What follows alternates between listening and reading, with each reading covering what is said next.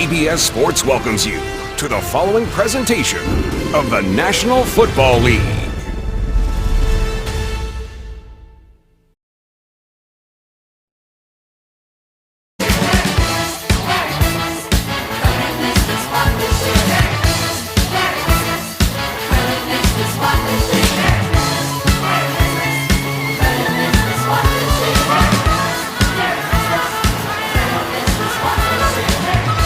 Happy holidays from Cleveland. Temperatures in the upper 30s, expected to drop right around 33, 32 degrees. Slight wind as we are just about ready. Cleveland winning the toss, they defer, and so the Chargers with Mike McCoy will receive. They struggled with injuries, blown leads. Last week, their 7th blown fourth quarter lead this season, and talking about frustration, Hugh Jackson's first year here in Cleveland has been that and then some. 0-14 as they look for their first victory of the season. Have not won a game since late last season, week 15 here, almost a year ago to the day. Cody Parkey on to kick, the third-year kicker out of Auburn. Isaiah Burse will take a knee back of the end zone, and here comes Phillip Rivers, 5th in the league in passing despite all the injuries. Missing his top 2 wide receiving targets, both of them going down early in the season. Of course, Keenan Allen, that ACL in week 1. And he's had to take a lot of chances, Salmon, down the field because of limited resources. In the meantime, the starters in front of him, Chris Hairston will make the start. King Dunlap, that knee injury last week, colliding with his teammate on the offensive line, Travis Benjamin, that 47-yard touchdown catch, and a loss to the Raiders. And they're also missing Melvin Gordon for the 2nd consecutive week, and they could really use him to run against this Browns defense. So Kenneth Farrell making a 2nd straight start. Rivers is going to go down the field, has his man, it's caught! It's Travis Benjamin, the former Cleveland Brown, returning to take on his old team, the former 4th-round pick. It is a pickup of 50 to get the party started. Why run when you can throw? Remember, Benjamin played here during his first few years in the NFL, came over to the Chargers as an unrestricted free agent. And look, the speed to come back to haunt his former team and beat Joe Hayden on that play. Remember, Hayden's playing with not just 1 injured groin, but 2. He needs surgery in the offseason. I don't even know how he's playing, but Benjamin taking advantage of it. You see Benjamin's numbers last week was quiet after that touchdown catch in the first half. But a good start here. Play clock down to 1. Handoff is taken by Farrell inside the 20. As he goes right through that Cleveland defense for a pickup of 8, tackled by Ed Reynolds. How about this Browns defense? Emmanuel Ogbah, one of the few bright spots this season. Their team leader with 5.5 sacks. Christian Kirksey, 4th in the league in tackles at 126. And Sama just mentioned Joe Hayden, Pro Bowl alternate, despite dealing with the multiple injuries to a groin, and he will have to have surgery at the end of the season. Give him credit for showing all kinds of toughness. And playing today on 2nd and short. You see them overload to the left. Farrell running right, and another first down for the Chargers to pick up a 4. And Spiro, you know, just for competitive fairness, all teams have to report injuries. That's just so that it's fair across the National Football League. But you can see the Chargers using that information to their benefit, to their advantage. They understand that Joe Hayden is hobbled by injury. Don't even allow him to get warmed up. You go right at him on the very first play of the game.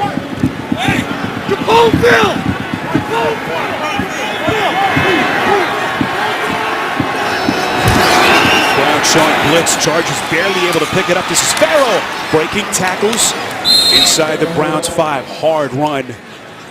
A pickup of 9 and a good start for Farrell. Had a couple of fumbles last week, Salmon, including one he lost in the 4th quarter. Take a look at this. This is going to be Jamie Collins coming here. And so the ball comes out here in the area where he vacates. Look, he blitzes, and so he's supposed to be on the edge. He's not there.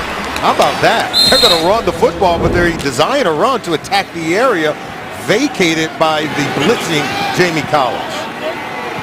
Collins, who of course was acquired in that trade with New England prior to week 9. A trade that sent shockwaves around the NFL. 2nd and short. Just outside the 4. Another run play called to Farrell.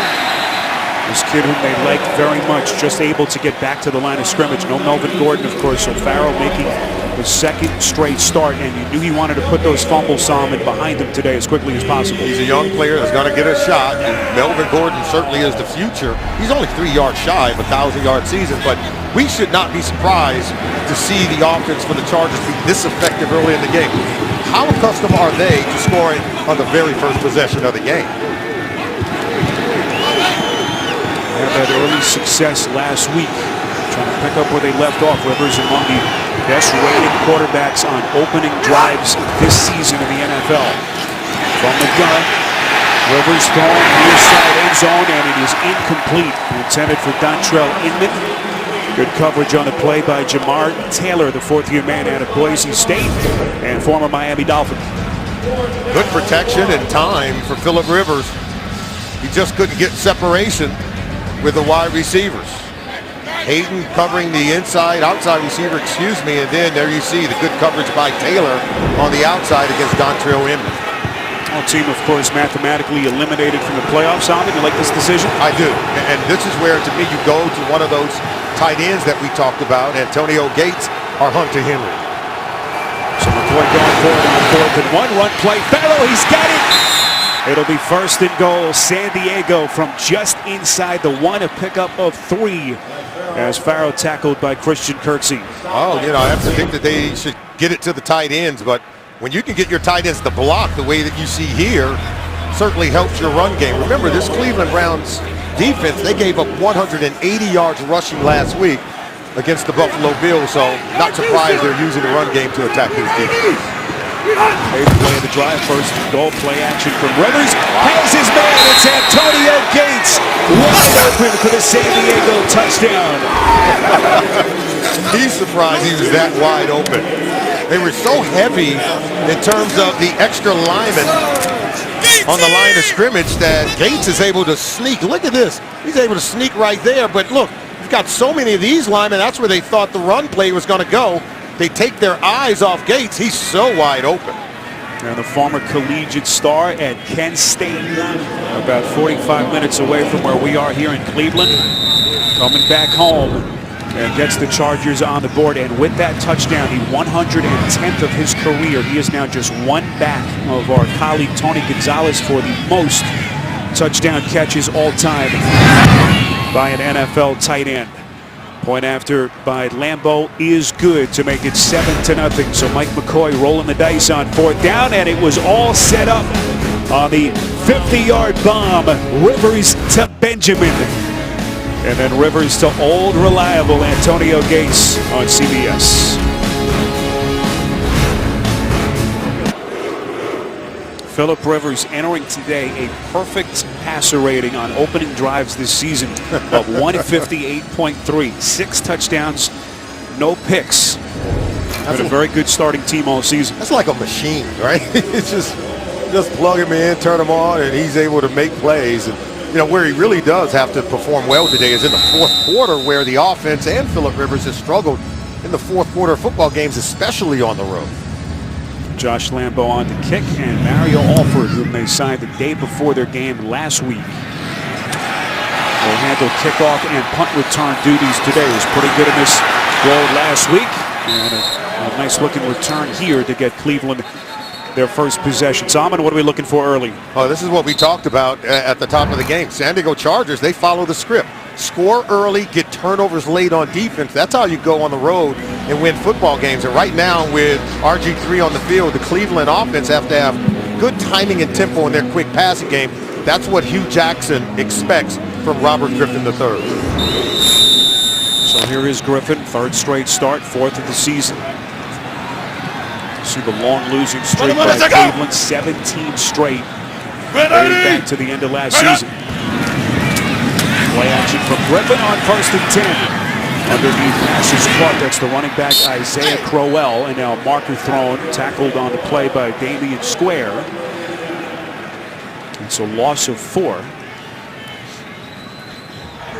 Personal foul, grasping the face mask, number 71, defense, 15-yard penalty, 1st down.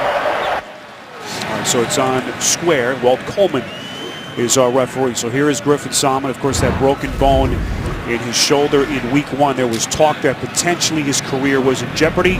ends up returning in Week 14 and trying to pick up the pieces. And after missing 3 months of action, I think what you've seen from Robert in the 2 games since he's been back is a lot of rust. It's going to take some time to shake it off. After the penalty, a mark just outside the 43, run play called to Crowell. Just barely able to get back to the line of scrimmage. How about the starters offensively for Hugh Jackson and the Browns? Joe Thomas, incredible franchise record, 10th Pro Bowl that he was selected to this week. Isaiah Crowell, leading rusher for Cleveland for his 2nd straight season, approaching 800 on the season. And there's Thomas, and they took 3rd overall back in 2007. Future Hall of Famer, adding another notch to what has been an incredible career. Griffin going to the air on 2nd and 9, intended for Pryor. You see the flag come in. Casey Hayward on the coverage. What a matchup, Solomon, between these two. You know, Hayward, he plays tight coverage, and he was on Terrell Pryor in close proximity as the ball arrived. Pass interference, number 26, defense. Law replacement, start of the foul, first down.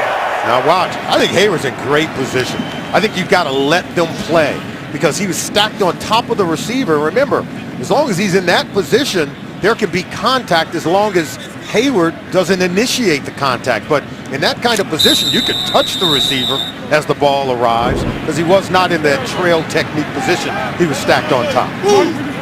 Hayward selected to his first Pro Bowl this week. League leader with 7 interceptions. Turns out to be a 12-yard penalty. So 1st and 10. Griffin buried. It's Damian Square who's been all over the place early in this game.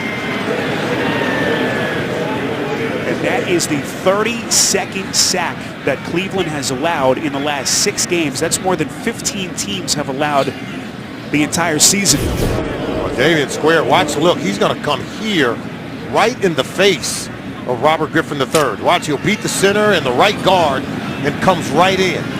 Cam Irvin turned away from Square so quickly, and Square is a young, promising player on this defensive front for the Chargers. Hurry, hurry! Check out! 2nd and 18. One play called to Crowell. As we take a look at John Pagano and the San Diego defensive unit. A unit that leads the league in takeaways, 27 entering this one. Joey Bosa, the former Ohio State standout, just over 2 hours from Columbus. Melvin Ingram, their 2nd leading sack man, 7 on the season, trailing Bosa. And Casey Hayward, Pro Bowl bound for the first time in his career. Got the call middle of the week. Called it just such an emotional moment and culmination of what has been a very workmanlike career 4 or 5 years into the league. This is Griffin going to run for it on 3rd and 17. Well short. They needed the 33 of San Diego. A pickup of 11. As Hugh Jackson will send out his... No, not yet. All right, he can go for it. I mean, what's on the line here is their first win of the season. And I think you can go in and go for it. And let's face it, they're still trying to evaluate a lot of these young players, including the quarterback, Robert Griffin III. So Jackson hears the groans, and he'll keep his offense onto the field. So 4th and 6. Griffin asking the fans to quiet down here.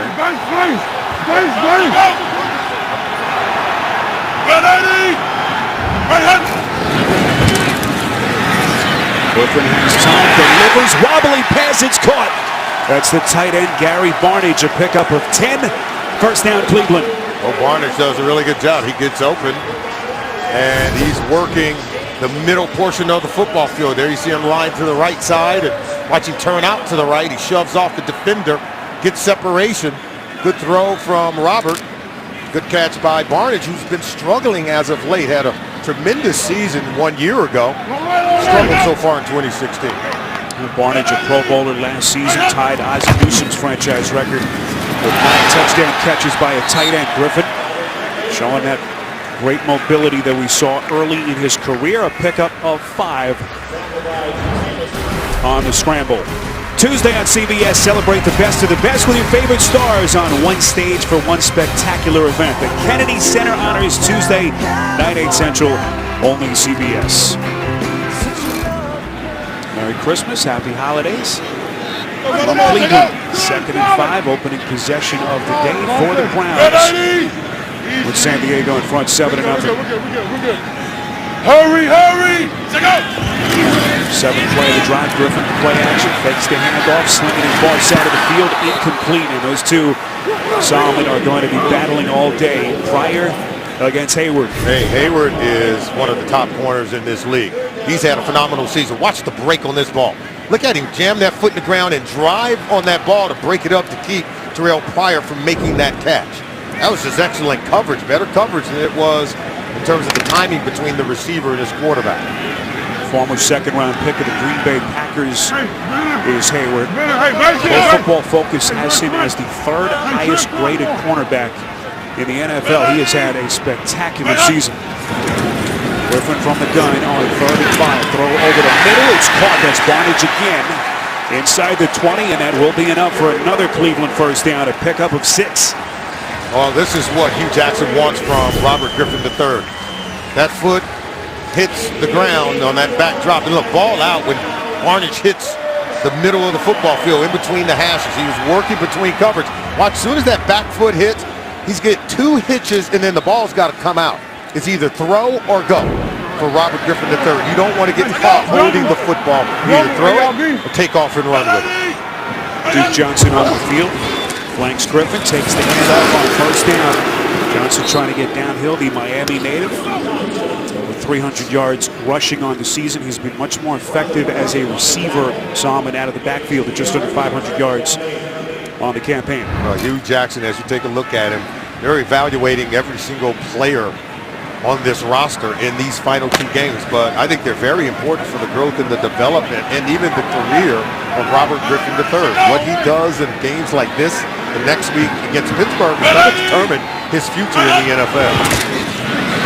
Griffin fakes the handoff on 2nd and 7. That pass nearly picked off the hands of Jaleel Addae, the safety. And now a flag is thrown behind the line of scrimmage, right around the area where Griffin was hit.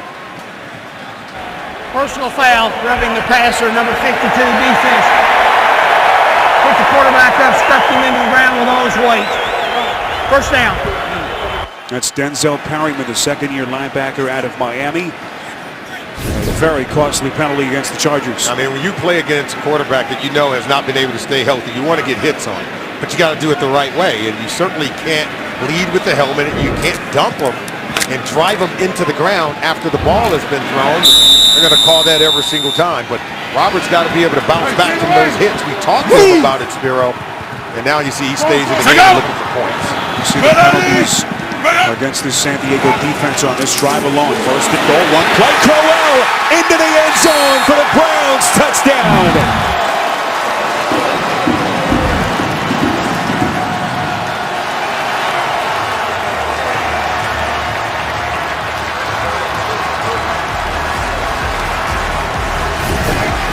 This is good blocking. Watch here, blocks here, blocks here. And then the fullback, the kick out by Vitale, and then that's where the seam occurs.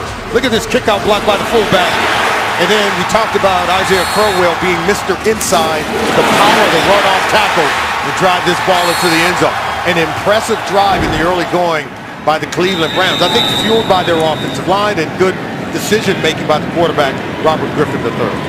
For the Browns, their first offensive touchdown in 7 games. They had scored a total of 6 first-quarter points over the last 6 weeks.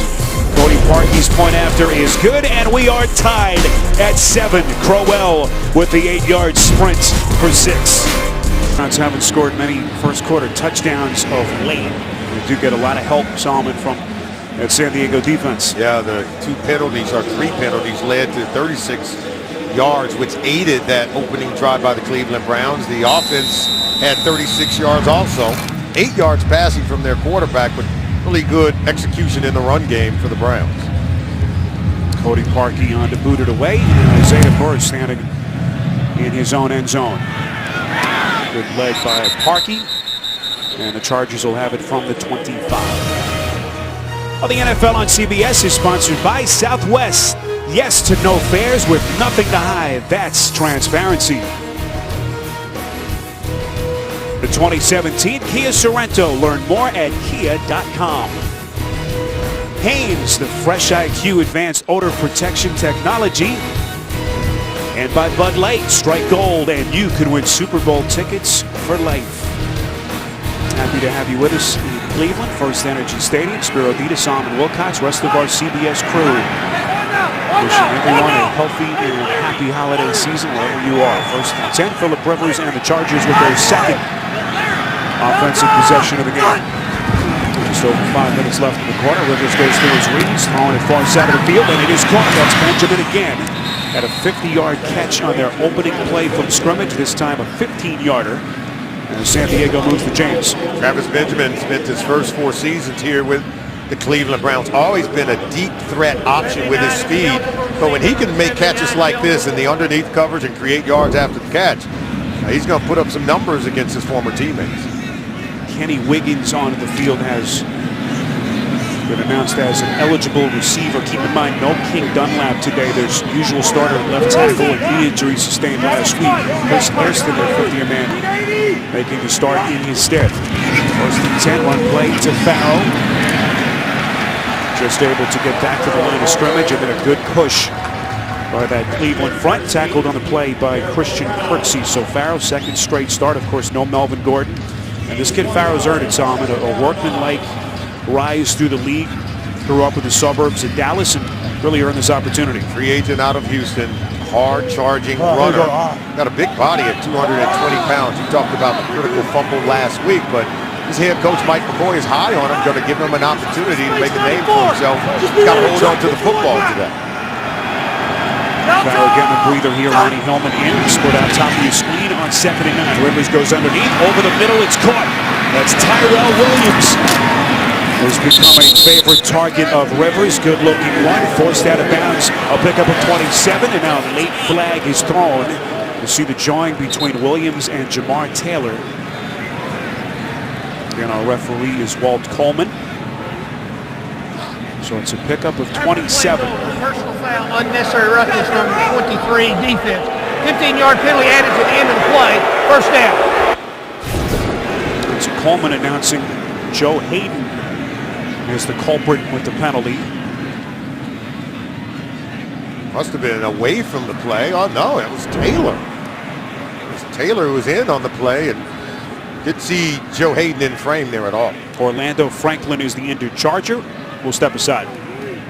Chargers already without their starting left tackle, King Dunlap. Knee injury. Now Orlando Franklin having his leg looked at on the sideline. So Kenny Wiggins, a third-year backup out of Fresno State, comes onto the field. The offensive line, Solomon, last year decimated by injury. This year they've been, up until last week, relatively injury-free. Yeah, but you know, Philip Rivers is used to guys rotating in and out of the huddle. 19 players on IR for the San Diego Chargers, more than any other team in the NFL. The officials did correct that last call. It was, in fact, against Jamar Taylor. So 27-yard pass play, then they tack on 15. First and 10, Rivers under heavy pressure, just throws that away. At the 500th pass attempt for Rivers on the season, 7th straight year he's gotten to that number. Watch how heady Rivers is. He knows he's going to get sacked, but if he can get outside the tackle box right here, he can just simply throw it away, even if there is no receiver in that area. Once you get outside of the tackle Browning, box. number 17, offense, 10-yard penalty, lost it down, second down. So they're saying he never made it outside of the tackle box. And if you don't get outside the tackle, see, here's the tackle box right there. Intentional grounding. Let's see if he gets outside of that area. I know he was trying to. Okay, yeah, he didn't get outside of it. He's like right on the fringe, but you have to get outside that tackle box if you're just going to throw it away where there is no intended receiver in the area. Rivers was flirting right on that line. So penalties already becoming an issue in this first quarter. Lively bunch of fans waiting the call here in Cleveland. Right around the mid-30s as we come up on the final 3 minutes of this first quarter. 3rd and 20 now. From the Browns 28. Rivers with a sidearm delivery to Farrow out of the backfield. Farrow run out of bounds just shy of the 20. Forced out by Ed Reynolds, the second-year safety out of Stanford. When you think about the spare parts that the Chargers have had to operate with most of the season, think about it. No Melvin Gordon, which we know is their ace #1 back, but without Danny Woodhead in the lineup, think about how many of those third down catches out of the backfield he would convert into first downs, and having to work with Farrell. And now here on 3rd and long, this is where the Chargers are really good at working those crossing routes with their wide receivers. So this now 3rd and 14. Mark it from the Cleveland 21. Rivers again under pressure. That catch is made by Farrell, but he is buried. Demario Davis, the 50-year linebacker out of Arkansas State. And Ed Reynolds was the man applying the heat on Rivers. It's a loss of 4. And they will send out their field goal unit. Yeah, watch Reynolds and Demario Davis, what we call that double A blitz. Both of them hit the A gaps. They're right on top of Rivers. He's forced to throw it quickly, but the tight coverage doesn't allow yards after the catch. It was just well executed, well timed by Ray Horton's defense. They're starting to apply some pressure to this Chargers offense. 43-yard attempt by Lambo, and this is good. So the San Diego Chargers drive stalls, but Lambo able to salvage 3 points to get the Bolts back in front. We're watching the NFL on CBS.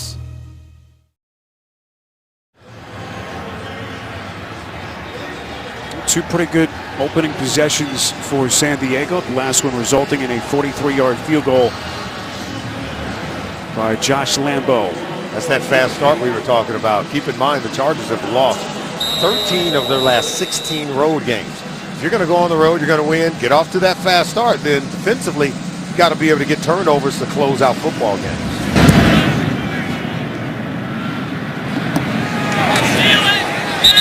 Alford will take a knee, and Griffin and the Cleveland offense will begin again from their own 25. New Year's Day on CBS. When someone is kidnapped, this is the team that brings them back alive. Catch the series premiere of the new thriller Ransom, Sunday, January the 1st, after 60 minutes, only CBS.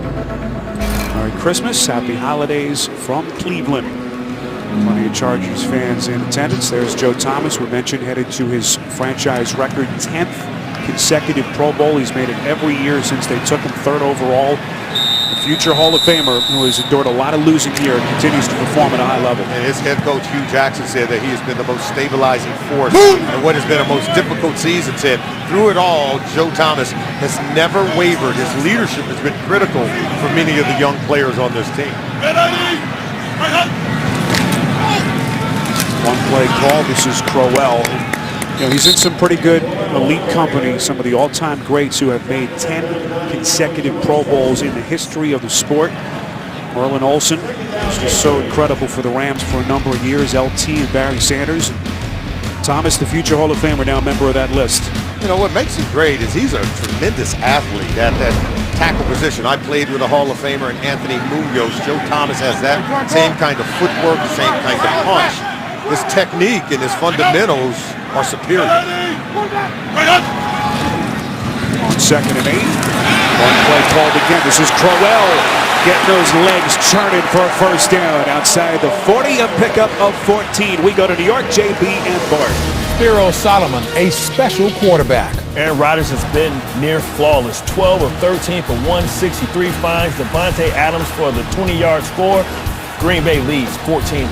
They're aiming for their 5th straight win and looking to set up a showdown with Detroit next week. Back to Spiro. You love Aaron Rodgers, except for in Detroit. They see him playing like that, they get really nervous.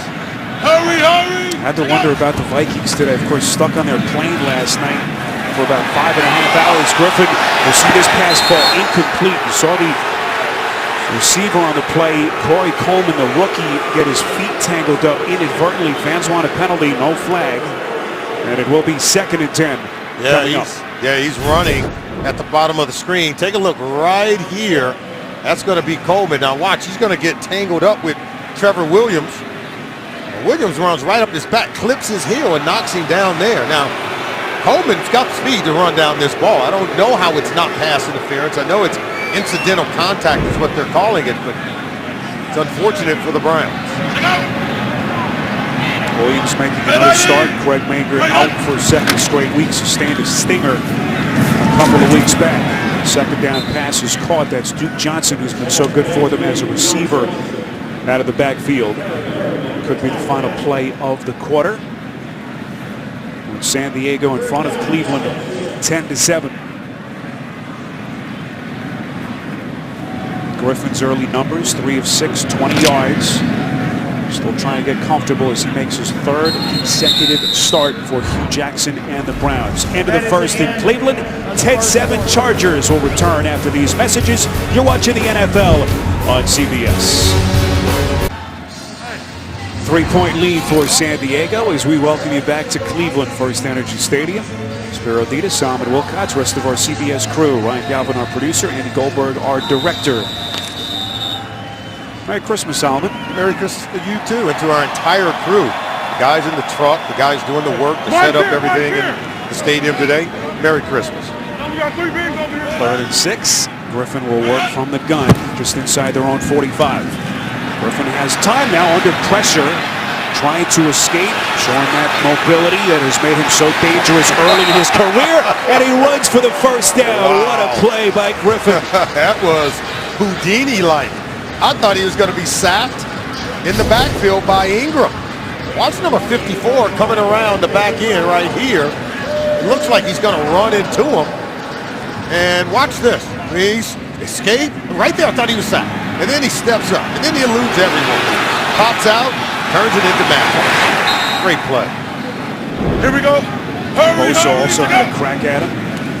He's able to run 7 yards for the first down. Griffin on the run here, throwing and completing to Crowell.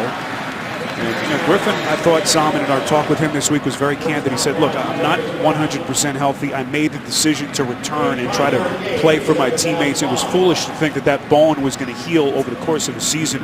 So give him some credit for gritting his way through. He missed 3 months of football with a broken shoulder. He said, look, I didn't want to sit on the sideline like some coward while my teammates look at me and we lose every game this season. He said, I came back to help us end this losing streak and try to win a ball game. On 2nd and 5, they call another run play. Crowell looking for Daly. Hard stiff arm against the guy. You see his run out of bounds there. 6 different quarterbacks that they have had to use this season with all the injuries that they've had to deal with. Of course, Josh McCown. But this is the biggest decision that this franchise will have to make, Salman, at season's end. Well, they played 6 different quarterbacks this season. They've started 4 different guys. It's just amazing in terms of what this team has gone through. Josh McCown, RG3, Cody Kessler. You've seen Charlie Whitehurst play for this team. But they've got to make a decision. I think they're going to go out and get a quarterback either way. Griffin on 3rd and 5. That pass is caught. Johnson, first down and more. Boy, a vicious collision, and 2 Chargers defenders are still on the ground. It's a pickup of 17 and a first down. It was Denzel Perryman and Jaleel Adai. And you just hope that both are okay. Yeah, you really do. Now, you're going to see a collision, but this move by Duke Johnson is Barry Sanders-like. This is what he would do to defenders. Watch this. And then he comes out of it, and then you see the 2 defenders collide. That's a wicked hit, but great move by Duke Johnson. NFL on CBS is sponsored by Honda. Hurry in for great deals during Happy Honda Days. By Domino's. Order online at Domino's.com. Amazon Prime. Get free 2-day shipping on millions of items. And by Verizon. It's always a great gift on Verizon. Well, the good news for San Diego, both Perryman and Adai able to walk off, but Salman, this was a vicious collision. Yeah, it was. It looked like Adai took the worst of it from Perryman. I was just afraid that could be a head or neck injury. Both guys were moving around. They were able to walk off under their own power. So the training staff busy on that side of the field. 1st and 10 meantime after a nifty play by Johnson. To elude that hit. Griffin throwing towards the end zone. It is caught. Seth DeValve, the tight end, going airborne, and now he looks like he's shaken up. 22 yards. What concentration by the tight end. The rookie 4th-round pick out of Princeton. Now watch this. This is against what we call single high coverage. So Robert does a good job of reading it, and there you're going to see Barnidge coming off and hitting that seam. You see the center field safety, and then you got to jam it in there before the safety can arrive to put the hit on Barnidge. Or DeValve, excuse me. Seth DeValve is able to make the play, and Darryl Stuckey gets the hit. DeValve, who missed 4 games early this season with a knee injury. Only his 9th catch of the year. As those Browns trainers now come onto the field. They took him in the 4th round out of Princeton. He looked like Barnidge running down the field. I thought we're so used to Barnidge making those kind of plays. This kid held onto that ball and took a hit. That was just a remarkable play by the 4th round pick out of Princeton. So it looks like DeValve is okay. He will walk off. Barnidge comes back onto the field. But 1st and goal, and Solomon, a Cleveland offense that has struggled to score points, 13 or fewer points in 6 straight games. First time that's happened in the league since the 2011 Chiefs. Well, Robert, looked pretty good. Yeah, Robert's doing a really good job of reading the defense and making moves to get out of the pocket. We've already seen him escape and extend plays. We've seen him read the defense and throw the ball. We talked about timing and tempo. That's what has to happen here down inside the red zone. 10th play of the drive. Barnidge, the man in motion. Hand off from Griffin, and it is Crowell in for the Cleveland touchdown. His 2nd of this opening half.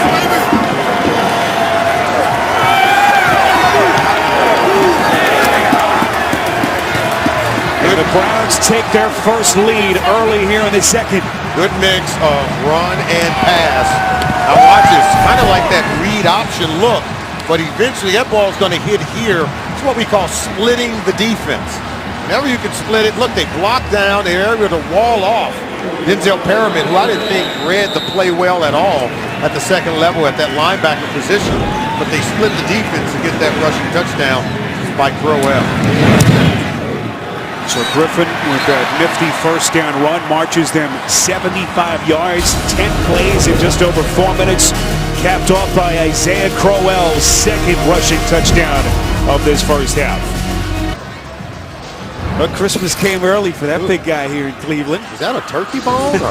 That looked prehistoric. He's gnashing that thing. You see the Browns' first lead for Cleveland, Solomon. Hard to believe since week 10. And the first time that they have scored more than 13 points in a game since October the 30th, and we are still early in the 2nd quarter. Burst will take a knee, and Rivers and company will have it from the 25. Week 16 continues later today on Fox, then tonight on NFL Network. Tomorrow, a Christmas Day doubleheader comes your way on NFL Network. With our friends at NBC, Robert Griffin III. Solomon showing some steady improvement after he had to knock that rust off the last couple of weeks. Yeah, he's been rusty after 3 months of inactivity of rehabilitating that shoulder, but he appears to be in sync. And I was here for the preseason where the offseason work really did show signs of improvement and development in his game. I think on these first couple of drives, we've seen some of that work come into play.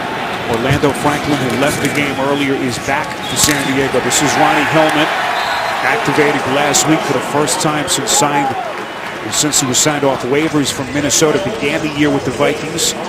Last played for them week 11, and last week Hillman looked good.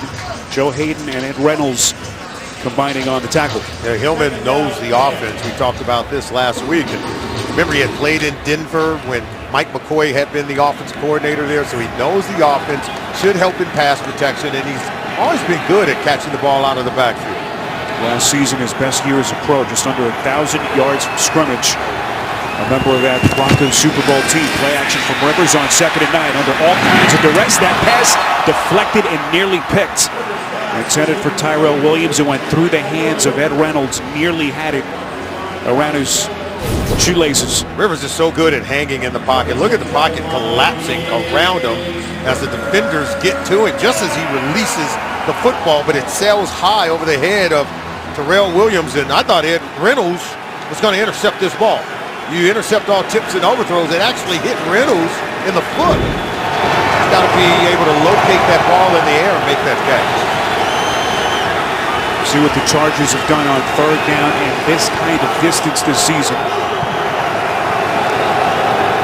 the upper third of the NFL, barely able to get the play clock before it expired, and that's Gates. How many times have we seen those two over the years? A pickup of 11 to the former Kent State basketball star. First down, San Diego. Yeah, you know, whenever you have a linebacker in the mix on this crossing route, that's Emmanuel Ogbah. They stand him up, and you know he was used to having his hand in the dirt, at Oklahoma State. Now you see him chasing a future Hall of Famer like Antonio Gates. It's almost not fair to have the old guy working on the inexperienced rookie. See what Rivers has done. 7 of 10, just over 100 yards already. He's about 100 yards away from getting to the 4,000-yard mark on the season. That pass for Gates, a little bit off target and incomplete. Pressure applied by Xavier Cooper. Rivers does a good job. You know, he's not the most mobile quarterback, but just talk about a quarterback who knows the timing and rhythm of an offense and how to move in the pocket, to avoid sacks, to avoid negative plays, but still get rid of it, not take a sack. I think he does that as well as any quarterback in the NFL. You can see in the dropbacks while he's been hurried or maybe knocked down, he's not taking sacks.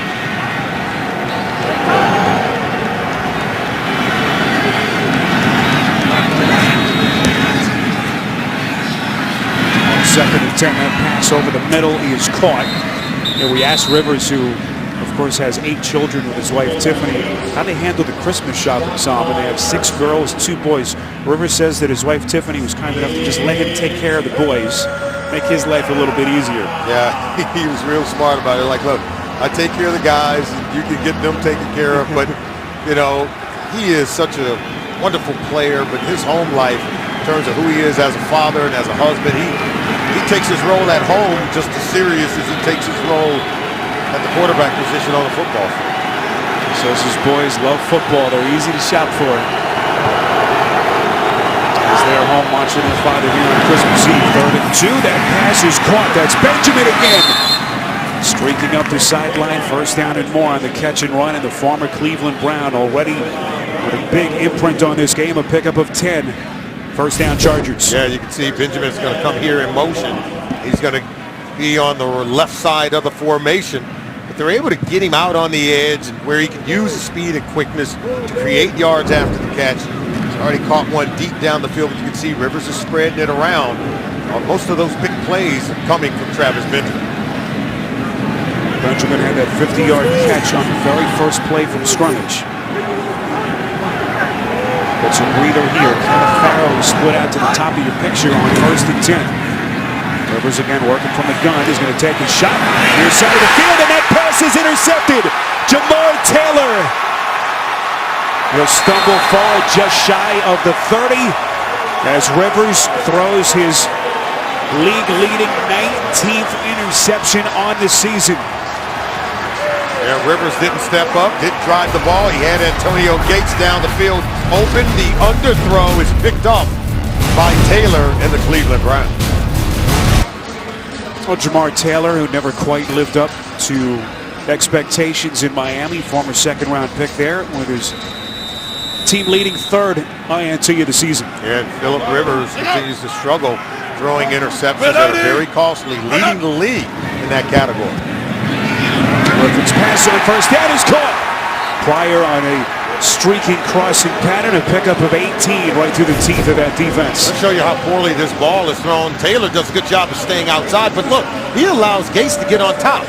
If this ball is thrown properly over the top, Taylor would not have been able to intercept it. Of course, it's underthrown, thrown more closer to him than it was to Gates. He has to be surprised. I know I am. I don't expect Rivers to underthrow his intended receivers when they're open down the field.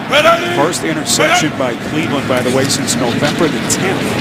One play called on 1st down. Nice job by Johnson to break the initial tackle. One out of bounds by Corey Legit. Denzel Perryman and Jaleel Adai, by the way, after that hard collision earlier, Sam, and have both returned. So great news for San Diego. You know, we've talked to Rivers about those interceptions. He said each interception has its own story. And a lot of times, you know, it's not his fault. But on that one, I think he'll be the first to tell you that I can throw a better football. It's the turnovers that really have cost this team. They lead the league in giveaways. So when they turn the football over, it's really tough to go on the road and win games. 2nd and 13. That pass is caught. That's Barnage, the tight end. Salma, we talked about the rust from Griffin in his first start back in week 14. What have you seen from him here so far? I'm seeing the ball come out in a timely manner. When he drops back, when that back foot hits the ground, the ball's got to come out. And typically you only get 1, maybe 2 hitches with the ball. And at that point, in his mind, he's thinking throw or go. Ball's got to come out on that second hitch or take off and run with it, as we've already seen him do here in the first half.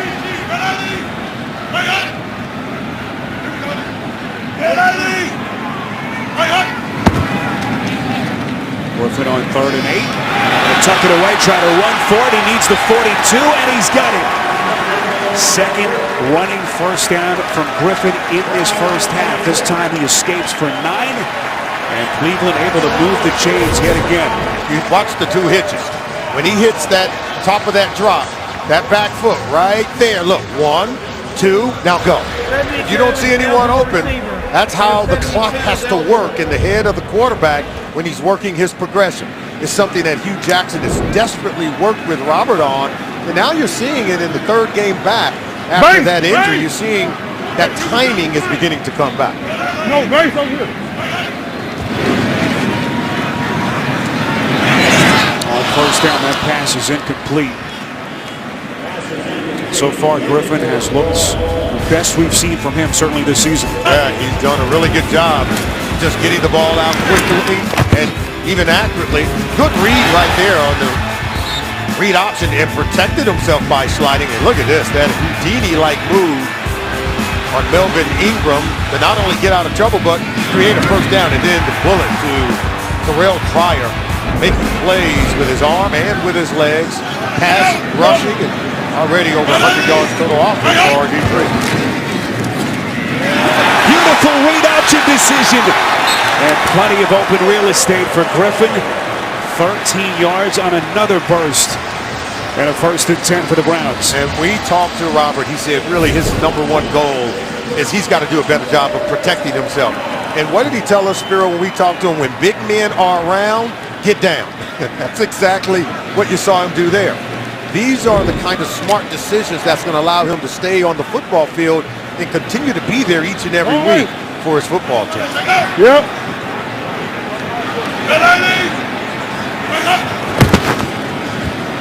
On 1st and 10, Griffin's going to take a shot, throwing far side of the field towards the end zone. It's caught, but out of bounds. Corey Coleman, the rookie, and now the officials say incomplete. Landed out. Coverage on the play by Trevor Williams, the undrafted rookie out of Penn State. This kid, Corey Coleman, you want to see him stay healthy because he can make a lot of football plays. He's a talented player. Yeah, he caught that one out of bounds. We have an incomplete pass. You see the ref threw the hat. He said, yeah, he caught it, but he's going to be out of bounds. Incomplete. Coleman, who they took 15th overall in the draft out of Baylor, missed 6 weeks with a broken hand injury, 2-time All-American. The Little Award winner last year. Trying to finish his rookie season strongly. One play called to Crowell. And just to get back to RG3, Hugh Jackson, such a reputation, Solomon, of developing and working with quarterbacks. It's unfortunate that they had missed so much time together with Griffin going down with the shoulder injury, but at some point, Jackson's going to rub off on RG3. Yeah, there's no doubt. I saw him in the preseason. I saw him making so many plays. Now, this is the regular season. This is where the moments really count. Robert talked about being able to stay on the field, and if you can stay out of the rehab room and on the field and practicing each and every week, he is going to get better as a football player. RG3 on 3rd and 7. Lose the sack initially, and then he is decked. Jatavis Brown, the former collegiate star at Akron, 5th round pick. San Diego's 3rd leading tackler, gets to him for his 4th sack of the season. And we're seeing the Chargers adjust their ability to rush. And you can see Brown is just spying Robert right now. He was just spying him, and then they're rushing to contain and trap him in the pocket. and Brown still is able to get to the sack. And so Robert's going to have to pick up on that and make the proper adjustment. So here comes Cody Parkey, a 49-yard attempt. 16 of 20 on the season from 49. Team timeout. Cleveland. 30-second timeout. So Hugh Jackson electing to take a timeout. And Parkey will think about it a little longer. Sunday, January the 22nd, 18 people will go on the run from a team of expert hunters. CBS presents the real-life thriller Hunted. Premieres Sunday, January the 22nd after the AFC Championship game. Only CBS. So here is Cody Parkey. We were in Miami, Solomon, for that Week 3 matchup between the Browns and the Dolphins. That Parkey, of course, had just been signed a couple of days prior. Just incredibly valiant effort by the Browns. Parkey misses the kick late and wind up losing the game. Yeah, he could have won them that game, but you and I both know they would not have been in the game had it not been for Parkey, because he did connect on several field goals earlier in the day. Browns looking for their first win. Marker flies just after the ball was snapped. Parkey's kick is good. And now we will await the call from Walt Coleman.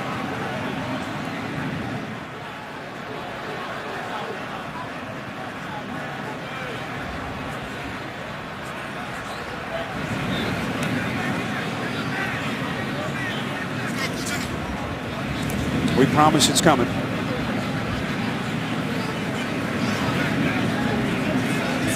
Appears to be on San Illegal Diego. formation on the defense. Covered up the center. That penalty's declined. Field goal is good. All right, so the 3 points will count. 49-yard field goal from Parkey. And Cleveland builds on its lead. Oh, it's the thought that counts. Spelling not as important. Oh, look at that. A little extra E there, but Merry Christmas, Happy Holidays to all. As we welcome you back to First Energy Stadium here in Cleveland. There you go. Did we get it? 17-10, Browns in front. 49-yard field goal by Cody Parkey, who boots it away from his own 35. Isaiah Burse will take a knee again. And Rivers will have it from the 25.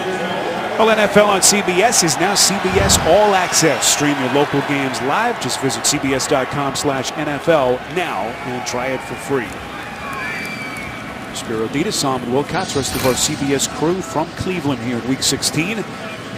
Phillip Rivers, that interception on their last possession to Jamar Taylor, 19th pick. Solomon, that Rivers has thrown most of the NFL. Yeah, his ability to protect the football is critical to their ability to come on the road here and win. One play called to Farrow. Penalty flag is thrown. Couple of them behind the line of scrimmage. Danny Shelton, the man on the tackle. Holding, number 76, offense, 10-yard penalty, still first down. Well, we mentioned the report earlier in the NFL Today. Jason La Canfora reporting that Mike McCoy is likely to be relieved of his head coaching duties at season's end. Of course, led them to the playoffs in 2013. The Chargers saying that no decisions have been made. Yeah, there will be an evaluation, I think, based on the way the season ended last year. It seems to be trending the same way this season, so certainly it's open to that kind of conversation, and they're going to make a decision once we enter the offseason. Couple of fakes on the handoff. This is Farrow underneath. Crosses the 25 and run out of bounds right around the 30. Well, McCoy, of course, led that 2013 team to the playoffs, which was a big surprise for many. Haven't been back since. And Solomon, when you look at the injuries that have decimated this team, guys that are key guys, foundational players, I'm just not sure what coaching staff, if any, around the league could have recovered through that. Guys like Jason Verrett, Brandon Flowers, Jerry Itachi missing. But they went through some of these same kind of problems one season ago. And I think when you get a trend for 2 consecutive years, you know, the front offices, they're going to take a look at it and evaluate what they can do to fix it. Of course, you add the stadium situation. That, of course, is the big decision that Dean Spanos has to make. We told our Scott Kaplan last week that he is, in fact, leaning towards Los Angeles at this point. But they did have a meeting earlier this week with the mayor of San Diego, Kevin Faulconer, and some of the other top officials, and they did say reportedly that some progress was made. Yeah, but when you talk to people around the football team, they'll tell you that the two are unrelated.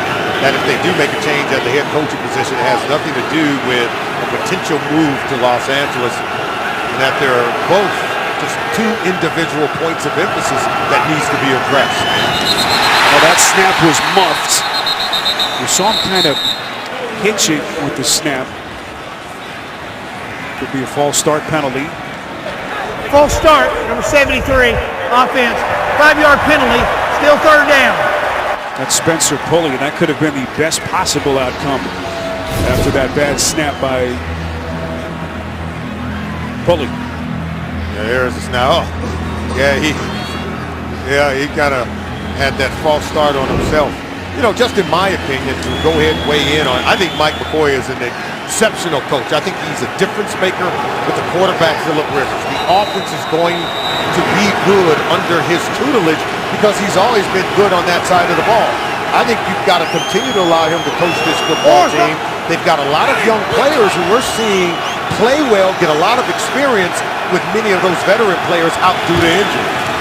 Rivers on 3rd and 8, under pressure, hit on the release. That pass is incomplete. Benjamin asking for a flag. Nothing from the officials. As Rivers taking a beating.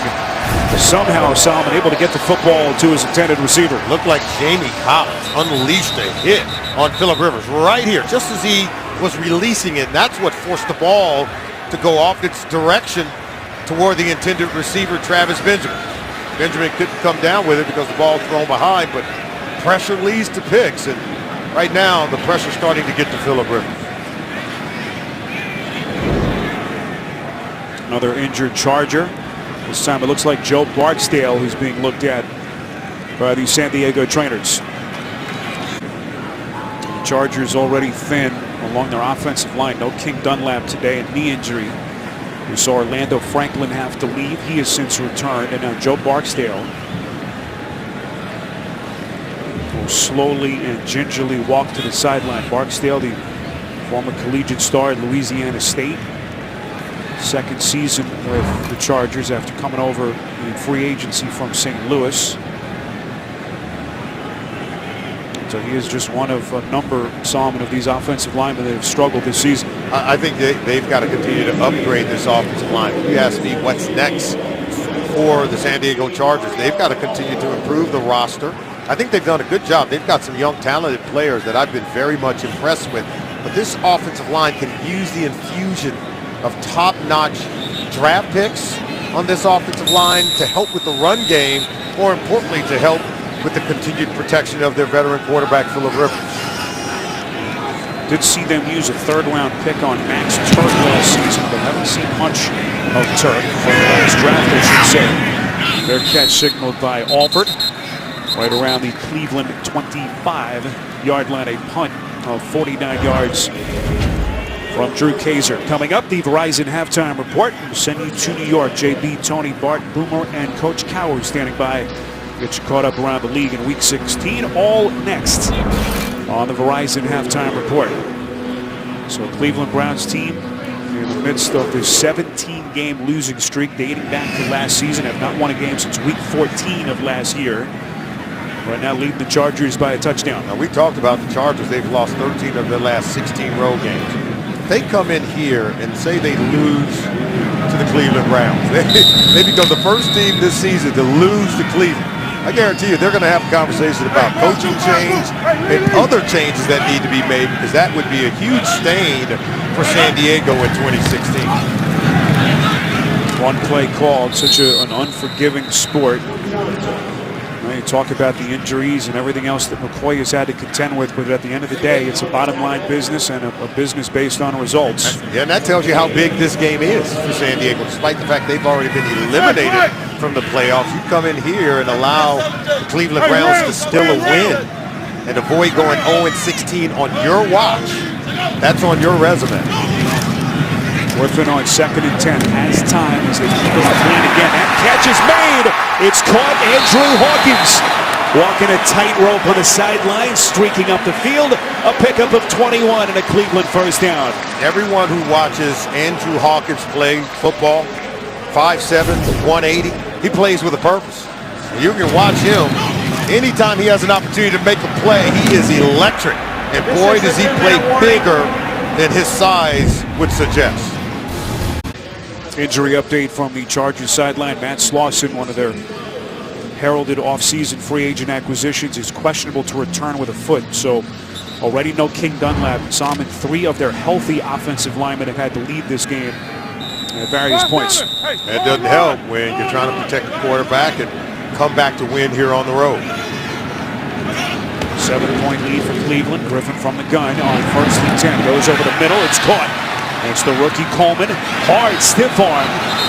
I'll give him an extra yard at the end of the play. Steps inside San Diego territory for a pickup of 6. And you like this kid.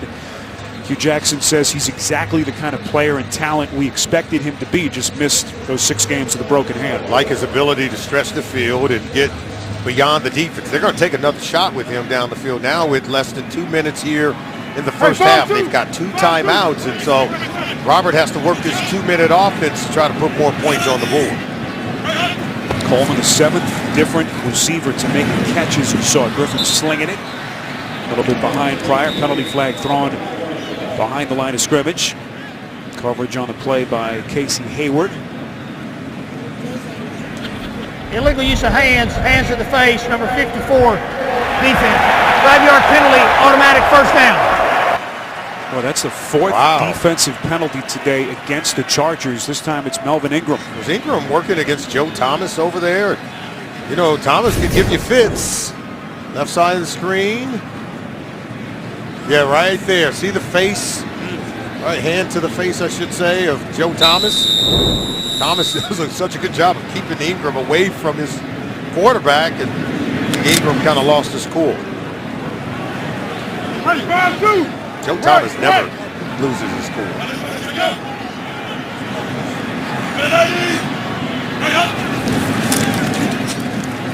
Griffin on first down. Underneath that pass is incomplete. You know, we mentioned Joe Thomas before, Salmon, going to his 10th straight Pro Bowl.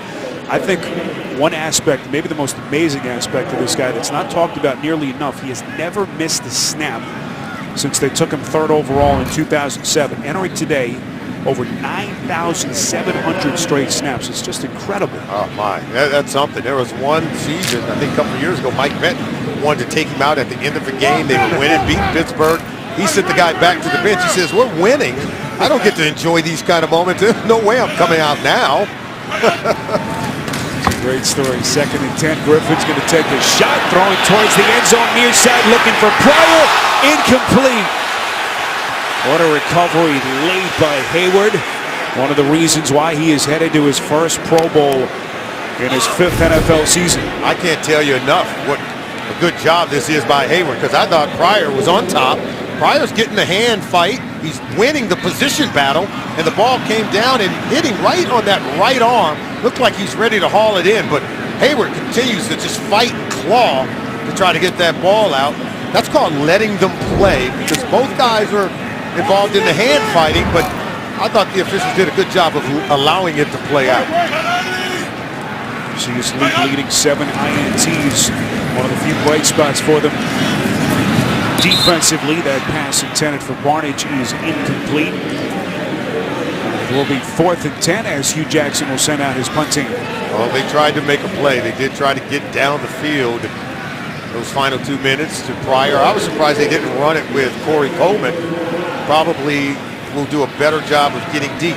If they can get the matchup they want with Coleman on one of these Chargers corners, who's not named Casey Hayward, they might have a chance to make a play. How about this? First punt today by Cleveland comes at the 1:32 mark of the 2nd quarter. Britton Colquitt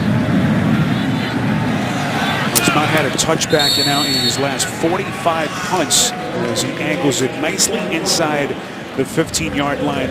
Fair caught by Isaiah Burst. Another reminder to keep it here, the Verizon Halftime Report. JB and the fellas standing by in New York. All kinds of postseason scenarios starting to crystallize around the NFL. And Salmon, we're all looking forward to the NFL playoffs in a couple of weeks. It is just around the corner. It really is. It is something. That's what we get in the new year. We get into the NFL tournament. I don't know who's going to win it. Something tells me the Patriots are going to factor in there somewhere. And everyone else is fighting for that other position. But I love the way things are trending for Dallas. It'll be interesting to see if they rest the rest of their players since they have that #1 seed locked up. Joe Barksdale, who left earlier, is back on the field. Rivers trying to deliver to Hillman, a little bit off target, incomplete.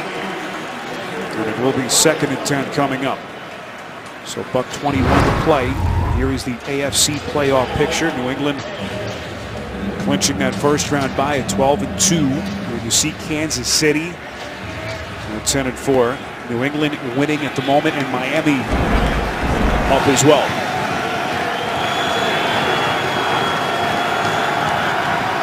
Chargers, meantime, will miss the playoffs for a 3rd straight year, 6th time in the last 7 years. As Rivers finds Inman. First catch for Dontrell Inman today. A pickup of 8. Chargers with all 3 timeouts.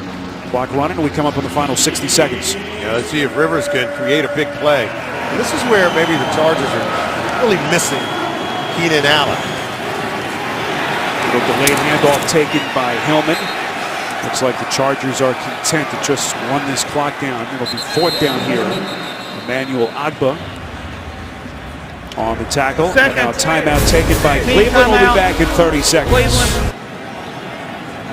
So 2 straight 3 and outs for San Diego since the Rivers pick earlier in the quarter. And the Browns will get it back. 1 timeout left and under a minute remaining before halftime. Ball for backpedaling. He's going to play it from around his own 23.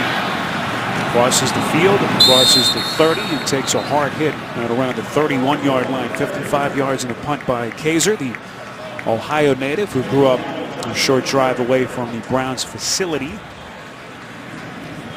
And here comes RG3 as we take a look at their first 4 possessions. Salmon, again, very impressive compared to what we've seen from them this season. Yeah, they scored on their first 3 possessions. You talked about it. They did punt for the very first time in this game until 1:25 in the 2nd quarter. That's what Hugh Jackson wants from this offense. And as long as I've known Hugh Jackson as an offensive coach, his offenses have always been very good, always tough to get off the field. We're starting to see some of those elements work for his football team today. Hey, 52 to the mic. We got rain. Right here.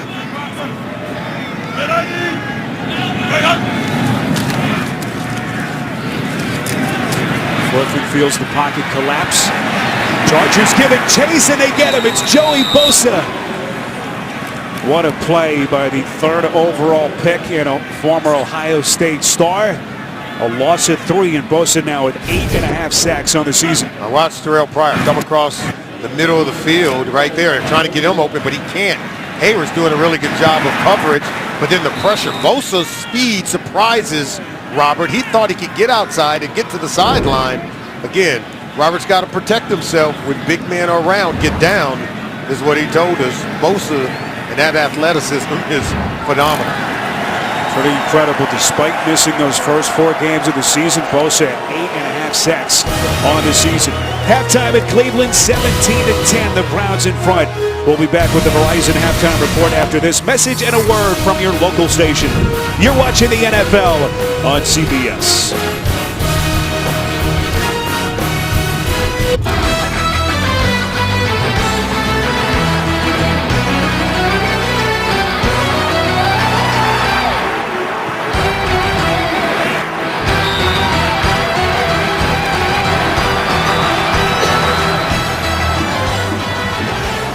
Merry Christmas from Cleveland as we are just about ready for the start of the 2nd half, and the Cleveland Browns 0-14 in search of their first win of the season and first since week 14 of last year, up 7 on the Chargers. As we welcome you back, Spiro Dedes, Solomon Wilcots back with you. Merry Christmas, Happy Holidays. Solomon, Cleveland playing ahead. They've had 4 leads at halftime this season right now, feeling good about themselves. What did you see in the first half? Yeah, that score is not a typo. The Browns are beating the San Diego Chargers. I saw Robert Griffin III look really good in this football game, and Phillip Rivers did a really good job in that very first possession, which is what he always does. take the Chargers down the field to score on their first possession of the game. It's the 9th time they've done that in their 15 games so far this season, and they get off to the early start, but their ability to run the football for the Cleveland Browns, Isaiah Crowell slashing off that right side of the offensive line to score a touchdown. He gets 2 rushing touchdowns in the first half of this ball game.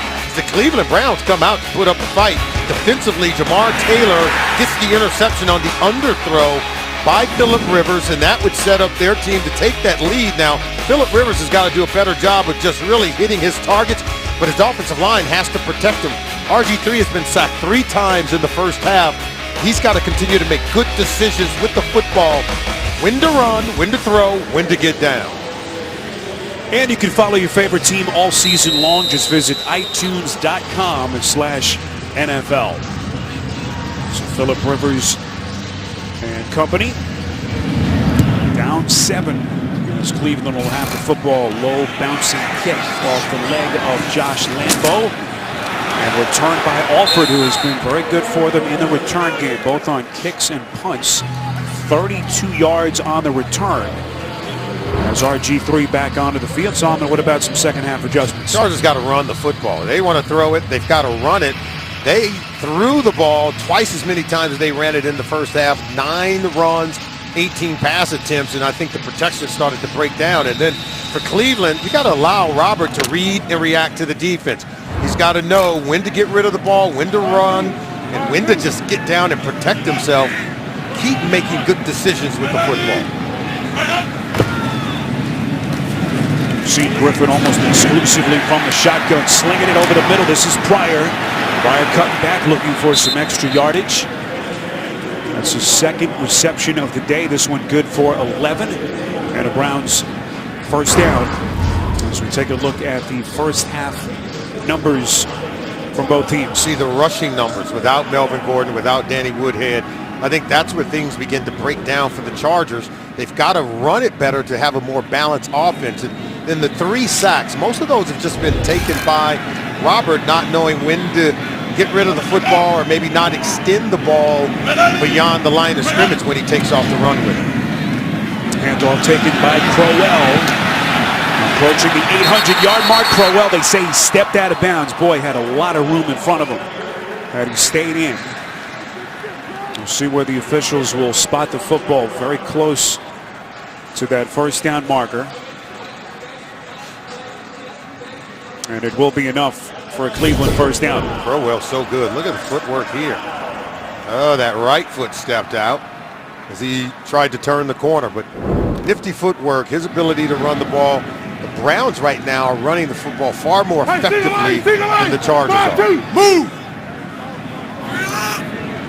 That big game a couple of weeks ago against Cincinnati, 100 yards, and the loss to the Bengals. Pass on the run. This is Danny Vitale, the fullback out of Northwestern, and another Browns first down. A pickup of 15, another injured Charger defender. This is Denzel Perryman. We saw him nicked up in the first half. And now it looks like he's okay. We'll walk back to the huddle. They may go ahead and pull him off because he was down for a spell after making the tackle on Vitale.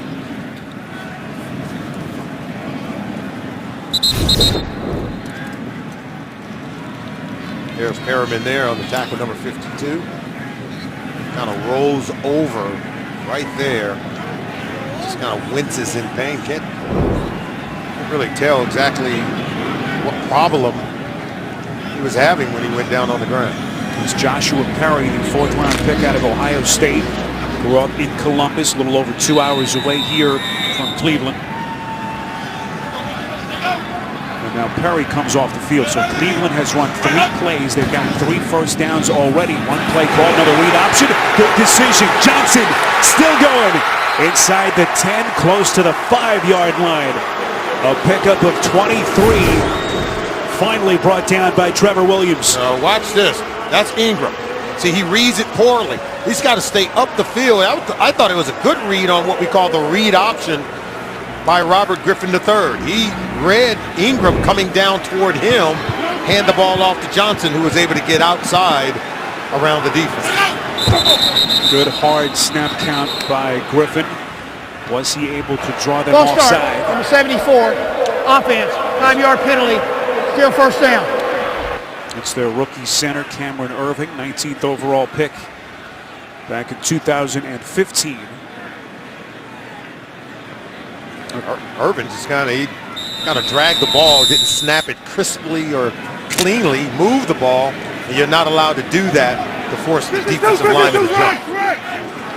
The kid they drafted to step into the role vacated by Alex Mack. Last season played mostly at guard. Called for a penalty here. Griffin throwing end zone, far corner.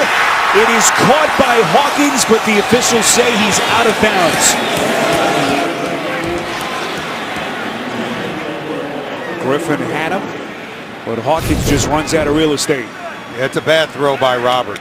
He's supposed to throw that ball toward the pylon, lead him away from the defender toward the pylon. It sails high and to the back end, but look how much room he has over in this area of the end zone. And that's where that ball is supposed to be thrown, but he throws him out of bounds. Robert knows he missed one because he had time, he had the protection, got to make the throw. Crowell flanks RG3 here, takes the handoff on second and goal, cuts back inside the 10. That'll get him close to the 7. Eventually brought down by Perryman, a pickup of 6. Well, that's just Crowell just making something happen by himself. They didn't have the defenders blocked. There were 2 defenders out there in front of him. He made them both miss to try to turn it into a positive play. You can see the Cleveland Browns are running the football today well above their season average.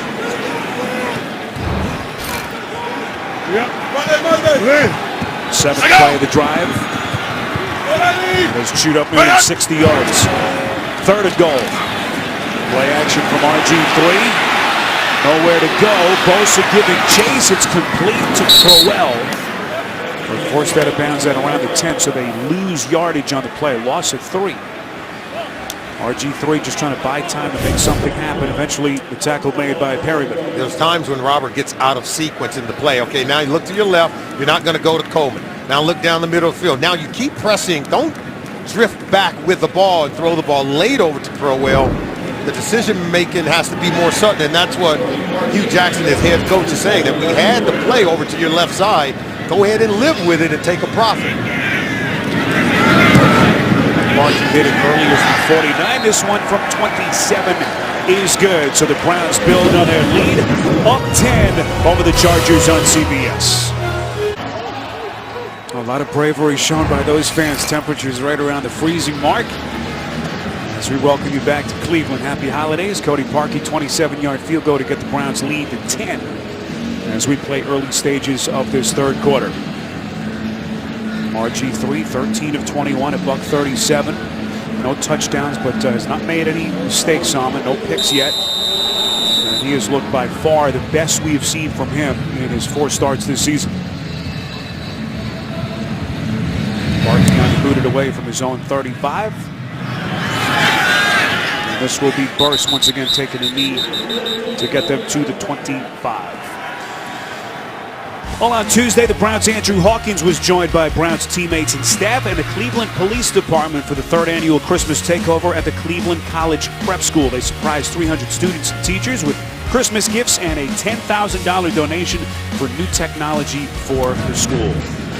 Great community outreach, which a lot of teams do some around the country at this time of year. Nice job by the Browns. Yeah, the Browns are an important part of this community. They want to win desperately here in Cleveland. Starts by just playing good defense here in the second half against Phillip Rivers. Rivers and company back onto the field. This is Hillman, who's been quiet till this point. And the first half possessions tell kind of a dull story for the Chargers after that early impressive scoring drive. Well, they were able to score on their first 2 drives. The interception by Phillip Rivers on that 3rd possession, that's where things began to unravel because they would go 3 and out on the next 2 possessions. This is 18th of the season as Hillman is buried again right around the 25-yard line.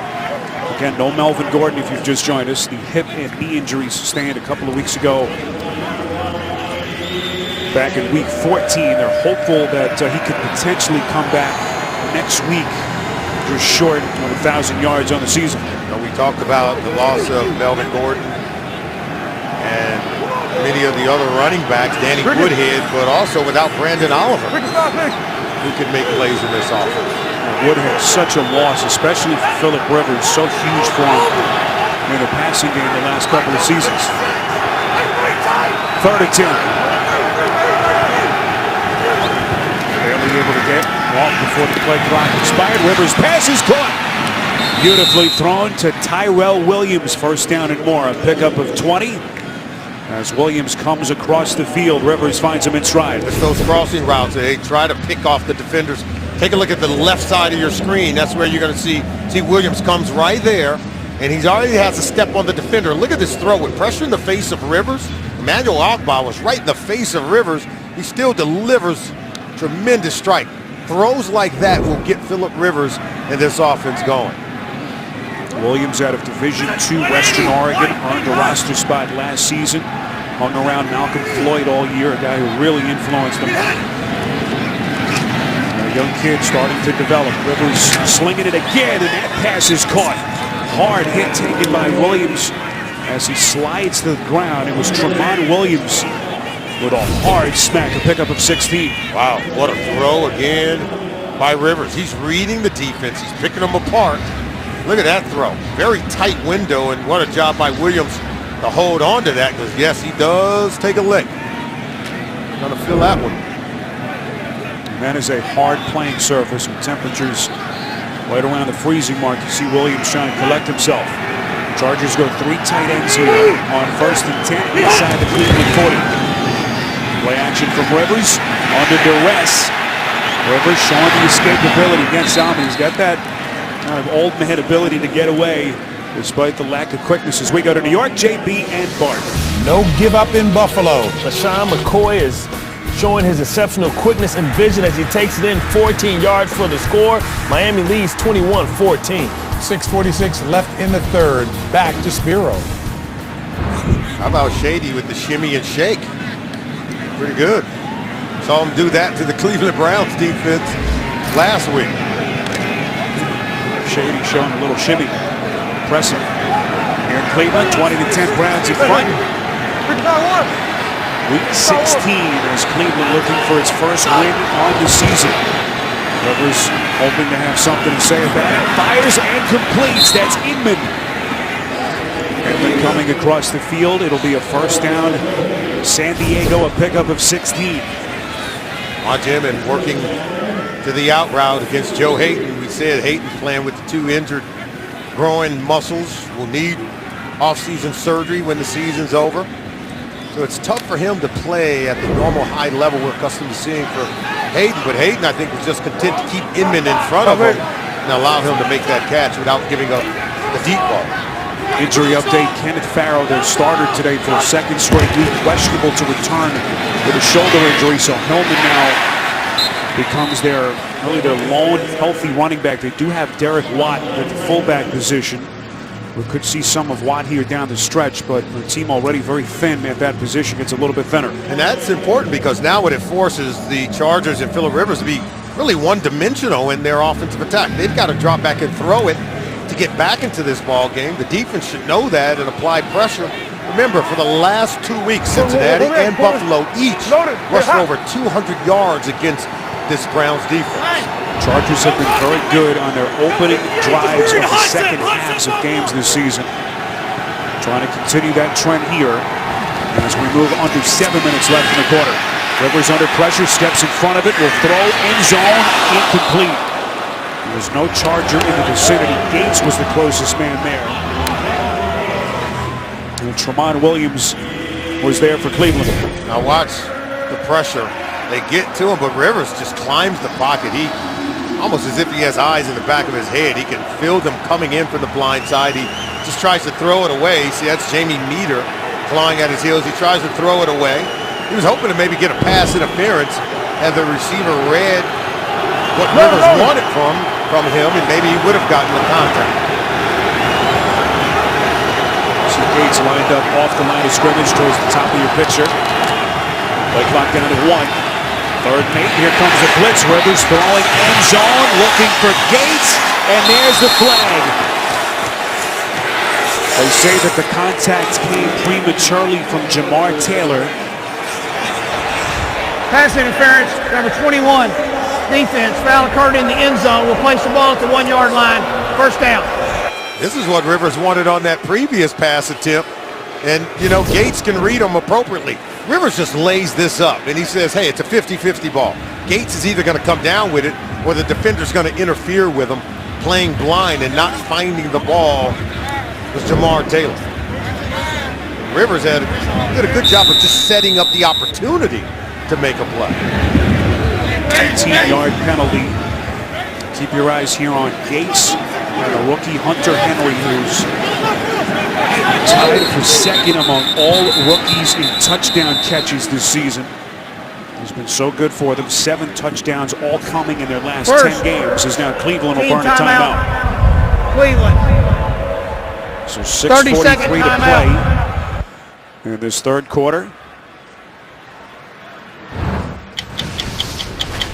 In a 10-point game. Tomorrow, a holiday gift from 60 Minutes. A front row seat to the Broadway hit Hamilton. Tomorrow, only CBS. So 2 long extended possessions, Salmon. 1 for Cleveland, 1 for San Diego to begin the second half.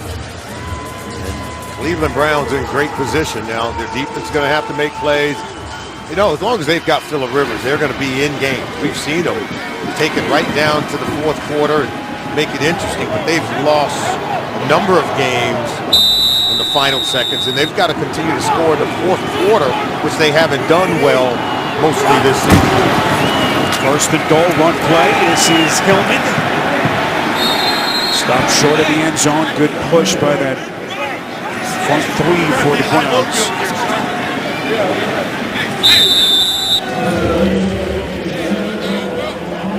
Looks like Orlando Franklin, who left this game briefly earlier, is once again slow to get to his feet. We talk about this team needing to score here, how good they've been. Please put 6:28 on the game clock, please. 6:28. I want to add some time to the clock here, but Chargers have been good on that first possession in the second half, but after that, Spiro.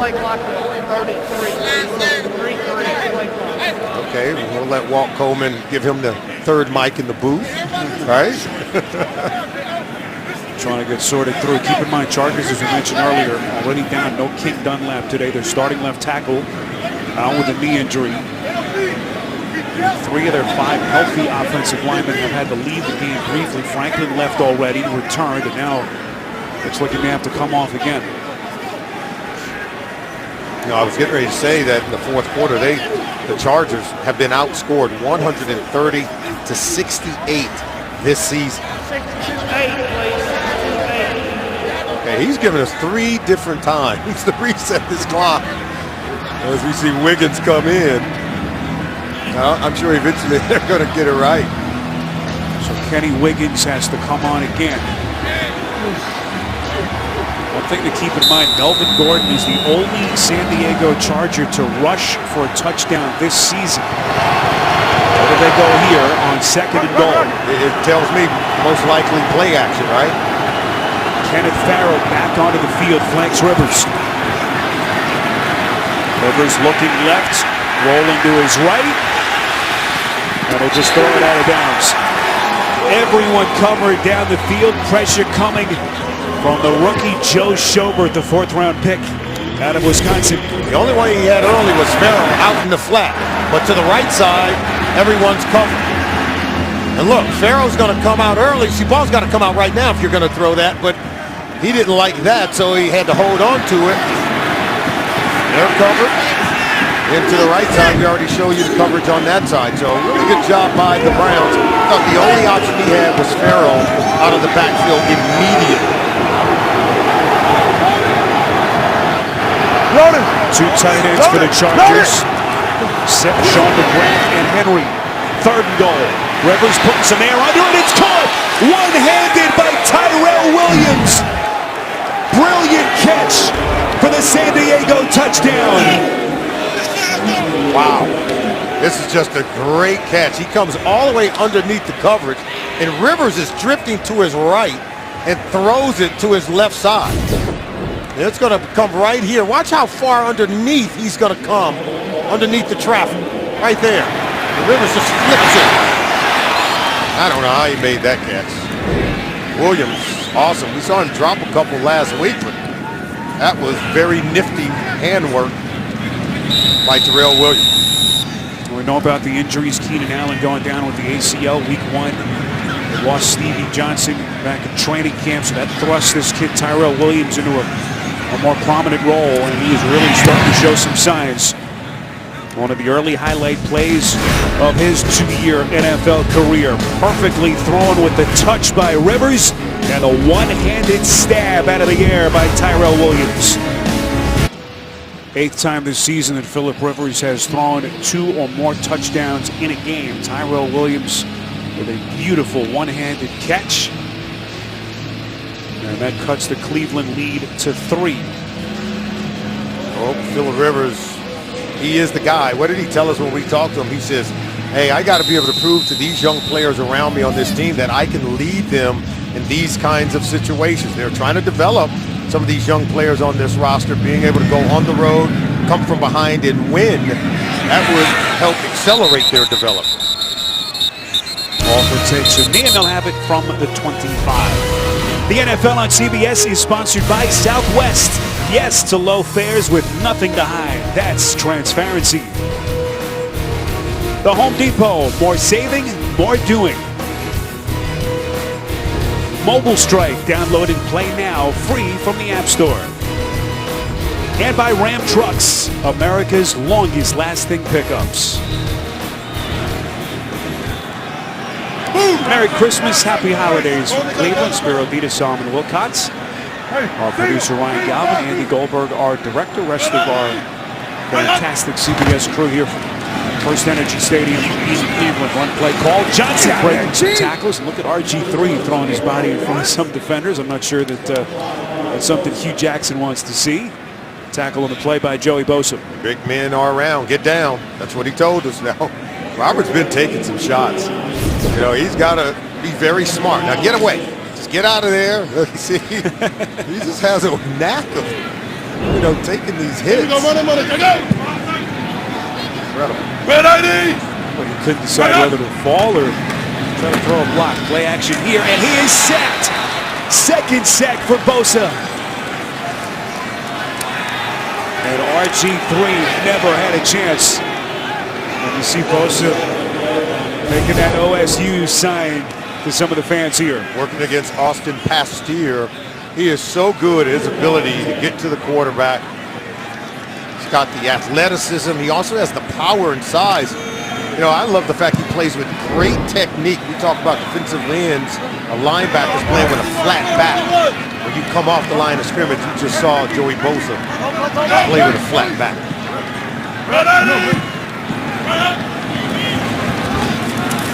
RG3 on third down. That pass is caught. That's Pryor. They needed the 35 for the first down. He is short. Now, there's so much uncertainty, or was so much uncertainty, Solomon, with Bosa, of course, the long holdout, then the hamstring, had to miss the first 4 games of the season. He said that his early success took such a load off of his shoulders, but he has been as good a pure pass rusher as a rookie that we've seen in the NFL in a long time. And he credited the coaching staff at Ohio State. He said, look, we prepare to play at the next level when you play at The Ohio State University. Was coached up. We talk about technique and fundamentals. It is the #1 thing that allows you to make the transition from the college game to the pro game. And when you have good coaches like what they have in Columbus, you can make it happen. This is Burris. One of the rare returns he's had in this game. Crosses the 25, close to the 24-yard line. A return of 8. That big pup making the dog pound proud. He's taking a little bit of a break from gnawing in that big bone of his. Christmas coming early here at First Energy Stadium. Spiro Dita, Solomon Wilcots, rest of our CBS crew. 3-point Cleveland lead. The team in the midst of this 0-14 season. They've lost 17 straight, dating back to week 14 of last season. Rivers and company back in the game after that last touchdown drive. One play to Hillman, and he is going backwards. Cleveland getting a good push. It was Danny Shelton was fined this week for roughing the passer hit last week, about $36,000, leading the charge defensively. Well, thought your fantasy season was over? It's not. Sign up for free, and you could win a trip to Super Bowl 52. Join today at NFL.com/playoff challenge. Well, the Chargers just trying to run the ball. They lost 1 yard on the play. They now have 29 yards rushing in the ball game. They have to be able to try to run just to keep this defense off balance. Rivers little delayed handoff to Hillman. Tripped up just short of the 30. Good play by Christian Kirksey. Started the day 4th in the league with 126 tackles. Showing some of his open field ability with that stop. Yeah, Ray Horton has done a good job of just getting this run defense sort of locked up. We talked about it over the last 2 weeks. Giving up 200 yards or more rushing against the Bengals, then again against the Buffalo Bills.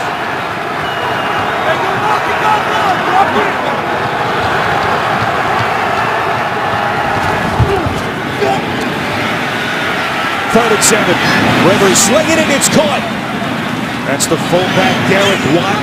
And with that completion, Philip Rivers over the 4,000 yards passing mark for the 4th straight season and the 8th time in the last 9 years as his illustrious career continues. And now they got to use the fullback Watt to try to catch the ball and convert on third downs. Philip Rivers doing everything he can. You know, his offensive linemen are running the pass rushers up the field. He's climbing the pocket, still good vision down the field, and he's going to pick you apart if you can't get pressure in the face of Philip Rivers.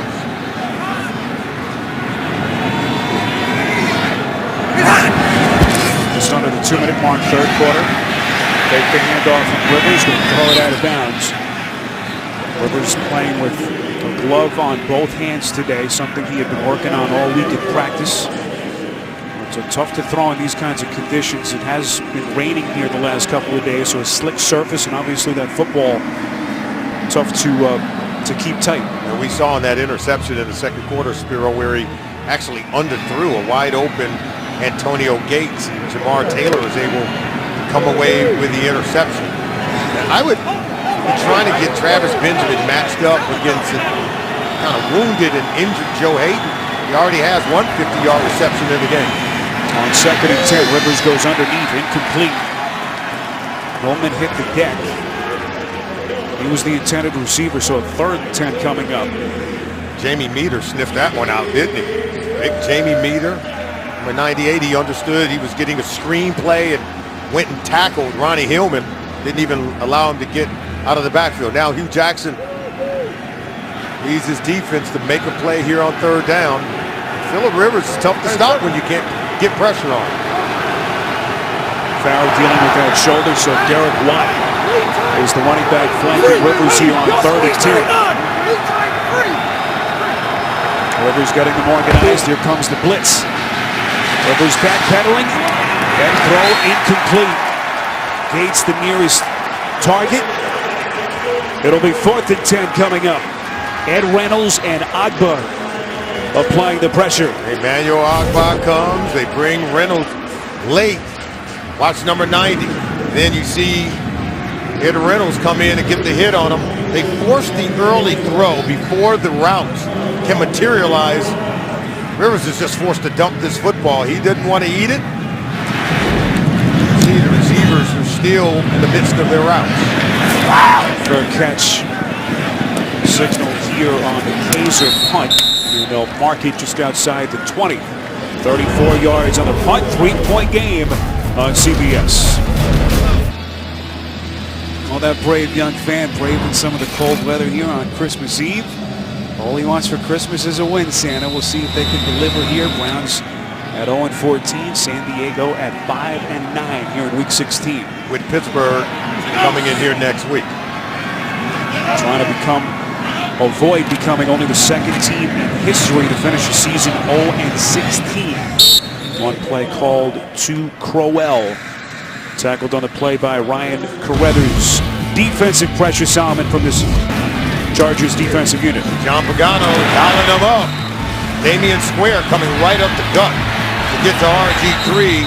And there you see Jatavis Brown. He's able to get in on the action. And Joey Bosa has 2 of the 4 sacks here today. He's wearing out that offensive line for the Cleveland Browns. John Pagano, defensive coordinator, understanding what it takes to be a quarterback. Play action from RG3 is going to try to avoid the rush, and they come again. It's Perryman getting to him. 5th sack of Griffin today. We talk about being able to spy a mobile quarterback, what we call green dog pressure. Look at the initial pressure by Jaleel Wadai, and now once he starts to run, here comes Perriman. See, Perriman is just laying back, waiting for Robert to try to take off, and then the speed of Denzel Perriman is uncommon for an inside linebacker. He's able to close in from the second level. Here's a staggering stat. That is the 37th sack that the Browns have allowed in the last 7 games. Underneath pass to Barnings, the Pro Bowl tight end from a year ago, and he is very close to that first down marker. And it will be enough to move the chains for Cleveland. That's the end of the 3rd quarter. Browns 20, Chargers 17. We'll return to Cleveland after this message and a word from your local station. You're watching the NFL on CBS. Legendary Jim Brown and the owner of the Cleveland Browns, Jimmy Haslam, his wife Dee, seated to his left. 50 year of ownership since Haslam took over this franchise. Yeah, this kind of record is going to test everyone's loyalty, even the great Jim Brown. But I think unity and the ability to stick together, front office, coaching staff, the players, is the only thing that's going to allow you to weather this kind of storm. Hey, 57, hey, 4th quarter begins with RG3 from the gun. Right around their own 30. Griffin sacked again. 6th for this San Diego defense. I like this Damian Square. He is, I mean, phenomenal to be a nose tackle and to get this kind of pass rush on your center, on your quarterback. Watch this. He'll come right over the center, between the center and the guard, and look at him just continue to work. That's his 2nd sack so far on the day. End of the day with only a half sack on the season. His best game, 2016. Griffin, and he now is taking a beating from this Chargers defense. This offensive line has been a problem for the Cleveland Browns. Joe Bitonio's out. Remember, in free agency, they jettisoned the veteran Alex Mack. Mitchell Schwartz at right tackle. They've had to insert Jonathan Cooper into the lineup in place of John Greco. So a lot of moving parts on this offensive line has led to many struggles for the Cleveland Browns offense. Saw Griffin landing on that shoulder that he hurt back in week 1. Griffin airing it out here on 3rd and 17. It falls incomplete. Intended for Rashard Higgins, and now flag comes in at the end of the play. Personal foul, rubbing the passer, number 99, defense. 15-yard penalty, 1st down. We talk about the quarterback having to protect himself. There's no way you can protect yourself from this if you're RG3. Here's Bosa. There's the hit and then the dump. And that's where they're going to get Bosa. You can hit him, just not allowed to just drive him into the ground. And I'm surprised Robert was able to get up after that hit. Wow. We saw Griffin with his mouth agape at the end of that play. Salman, you're right. I don't know how these guys get up sometimes. That was a vicious hit from Bosa. You used to be able to do that in the NFL. You can't anymore. I asked Robert, I said, what do you think after hits like that? What goes to your mind? What did he say? Get up. He said, just want to be able to get up off the ground. Guy who's seen the early part of his career ravaged by injuries. Johnson on the take. Looks like he's shaken up. We go to New York. JB and Bart. Hey, Spiro, a tough performance day for Mariota and the Titans. And here, made worse, Sheldon Day falls on the back of his right leg. They put an air cast on his right ankle. It's not been more definitive than that as he's wheeled off. Start of the 4th quarter there. Back to Spiro and Solomon. Oh, just brutal. Tennessee team fighting for a postseason berth. As now Duke Johnson is being looked at by the Cleveland trainers. Saw him in such a violent game, in an unforgiving game. As Johnson rolls over onto his backside, we'll step aside. It's Duke Johnson being looked at on the Brown sideline. Number 2 running back behind Isaiah Crowell, who has been so good for them in the passing game, their second leading receiver. Another injury update. Joe Hayden, a neck injury, is questionable to return. Guy who was already hobbled with the groin injury. So Griffin from the gun. This is 2nd and 13 from the 36. Griffin has been sacked 6 times today, gets it off. With that pass to Crowell, officials will say it's a catch and then brought down for a loss of a yard. Tackled on the play by Jatavis Brown. And it's interesting now, what can you do in terms of the passing game if you're Hugh Jackson? Your offensive line struggling. The quarterback has been hit, hurried, and harassed to the tune of 6 sacks so far this game. There's not much you can do to extend the passing routes down the field when the protection doesn't hold up and allow time for Robert to get rid of the ball.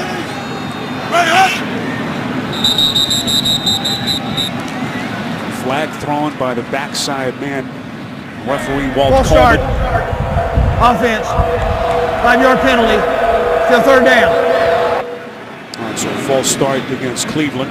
You don't know who moved. I didn't see anyone move. Walt is keeping it a secret. They didn't give us a number. But as I saw Kyle Emanuel, the linebacker for the Chargers, move into position, I thought everyone kind of held still there. Base right here, base right here.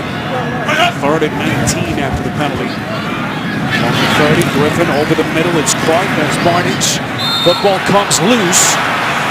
What do the officials say here? Was he down by contact? It's a pickup of 9. No signal yet from the officials. He was tackled right around the 40. This is my guy. This is Kyle Emanuel. Comes in. We saw him last week, 2nd-year play out of North Dakota. Every time he steps on the field, he makes a play. This ball may be ripped out before the knee is down. We'll see. Might be simultaneous, and if it's bang-bang, then they're going to say down by contact. But we saw him make plays like this last week. Watch this. Bang-bang. Rip. I think that right knee of Barnage may have touched just as the ball is coming out. Ruling on the field. The receiver was down by contact. 4th down. All right, so that is critical. The ruling is that he was in fact down, so that they need conclusive evidence to overturn. Yeah, there was the left knee. So I stand corrected. It looked like that left knee was down, then the ball came out.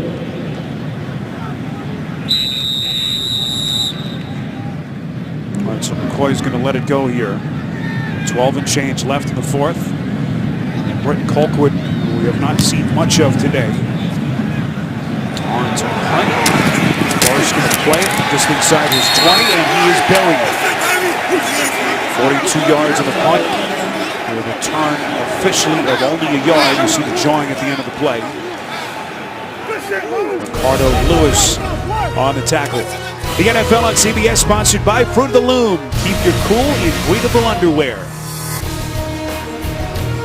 Nationwide is on your side. By Honda, hurry in for great deals during Happy Honda Days.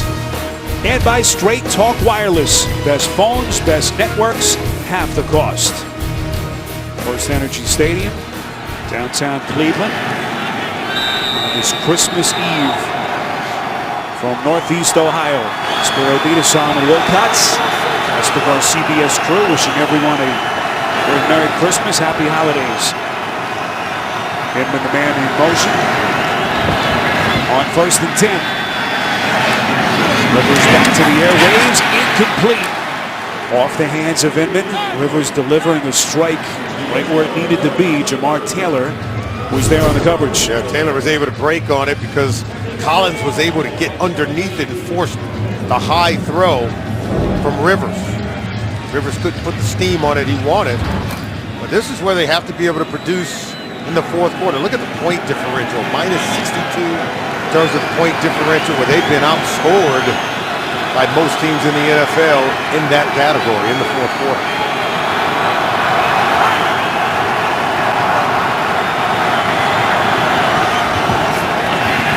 comes the blitz. Farrell picks it up. Rivers strikes. Incomplete.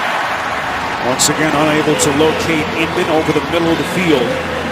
Good coverage by Tramon Williams, former Super Bowl champ with Green Bay. And one of the reasons why I think they've not been as effective later in games as they have been in the early going is because they've lacked the balance in the run game. No run game means you got to drop back and throw it every single time. You're often put in these situations where you're 3rd and 10, and now teams can come after you and maybe double cover your best primary target. Rivers has missed 6 of his last 8 pass attempts. 3rd and 10. That pass is caught. Inman for the leaping first down catch. Going back to the days of Vincent Jackson and Malcolm Floyd, Rivers has always had these long, linky receivers. And whether it's Inman at 6'3", The ruling on the field is an incomplete pass. They're saying Inman didn't hold on to it, Spiro. And Rivers has to be restrained by some of his teammates. He is hot. It sure looked like Inman had it. I don't know what the officials saw. Initially, it was ruled a completion. And now they're saying it's incomplete. Now we'll have to see if Coach McCoy is going to get a good look at it to see if he can challenge the call. There it is.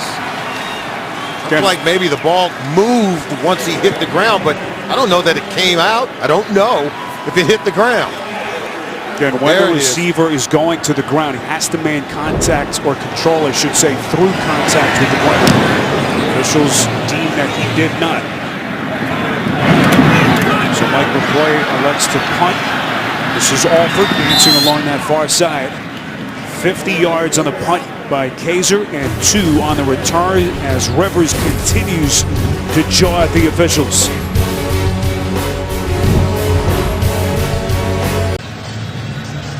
There in Cleveland, the Browns trying to secure that ever-elusive first victory of the season. 0-14, 17 straight defeats going back to the end of last season. They're going to have to do it, at least for the moment, without Duke Johnson, an ankle injury that they continue to look at. Hey, 5-7, 5-7. But they do say that he will probably return. At the moment, Crowell is the lead running back. Formation set behind the fullback Danny Vitale. One play call. Here is Crowell trying to find the edge. Oh, hard hit. My goodness. Oh boy, now Perryman clutching his right knee. It was Perryman, the man who collided with Crowell and Sam, and this is a all-world collision between these two. Oh, it sure is. 2 talented players right there. Look at that. But what Perryman had, you know, as a tackler, you have to have a good, strong base. He got his legs crossed up, and just the way he was positioned when he made impact, the knee was in just an awkward position. So the shock of the impact will reverberate, right through that knee area. We'll break back in 30 seconds. Denzel Perryman, second-year linebacker for Mike McCoy, being tended to on the field. Just a nasty collision between he and Isaiah Crowell, and then the leg and the knee of Perryman got caught in the turf, kind of twisted around. You see the obvious concern with Mike McCoy now coming out and crouching over one of his young defensive studs. And Spiro, when you're tackling, to get good positioning and power, we often say same foot, same shoulder. So you step with that right foot when you're wanting to hit with the right shoulder. He had excellent technique, but the way that his foot and his ankle kind of got caught in the turf, and he's taking on the weight of the runner, Isaiah Crowell, it was just too much in terms of the positioning that he had. It was just too much for his knee to bear. And you just wonder how much bad luck one team can have. We've talked about all the injuries that have decimated the Chargers, but specifically on the defensive side of the football, You can just go down the list. Jason Verrett, Manti Te'o, they lost first 4 weeks of the season. And then more recently, Brandon Flowers had to be shut down, multiple concussions. As you see another look at the collision in that right leg, twisting underneath him. Also had to shut down Brandon Mebane, their highly heralded free agent acquisition from Seattle. Jerry Itauchu. And now the concern on that right leg of Denzel Perryman. Made a wonderful play. It was a wonderful stop. So sometimes in football you can't always have the right footwork and be positioned just properly, and that little awkward step sometimes can cause a problem. Perryman, a kid who grew up in Miami with dreams of playing in the NFL. What a future he has in front of him, and we just hope that he's okay. 2nd and 10. Griffin under pressure and takes another lick. Darius Philon, the man, able to get him coming from the right. And Griffin a little bit slow to get to his feet. Listen to this hit.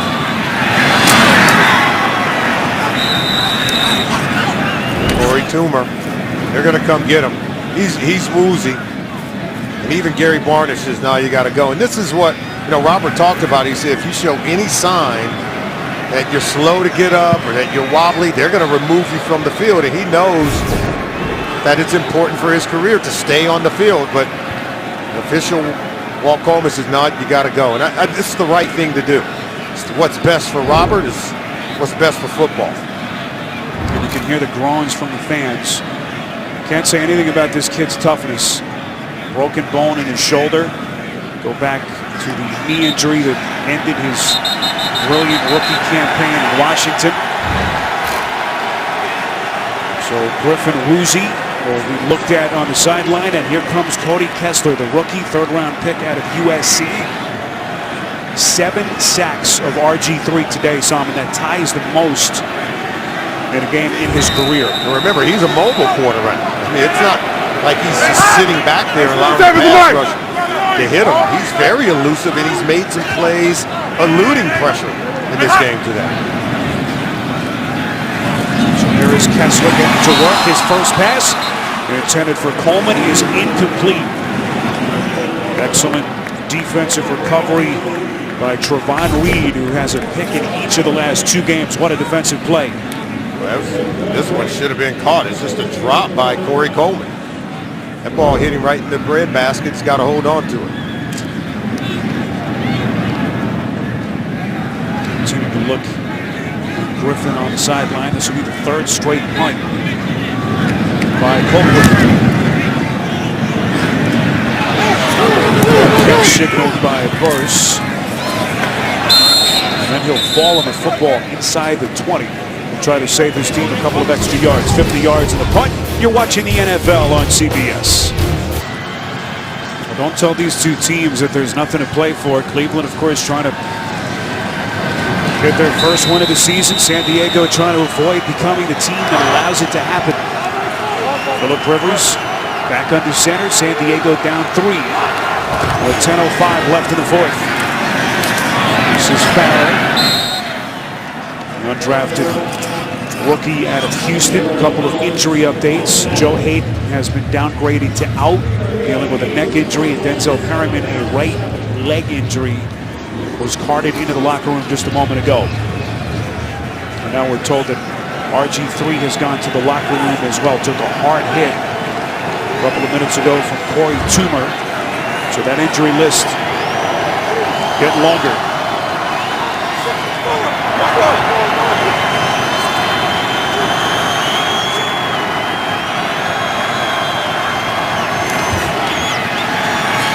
Rivers on 2nd and 7. Underneath pass to Farrell, spinning away and breaking a tackle.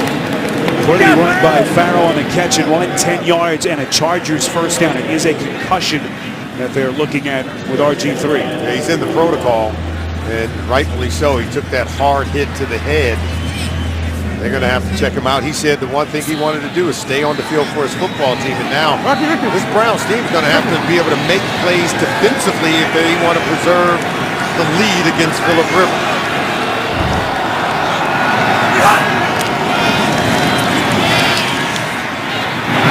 Rivers' pass is caught. Dontrell Inman lunging. It's a pickup of 11 and now Holding, late number flag. 79. Offense. 10-yard penalty. Still first down. That's on Kenny Wiggins, and it's coming back.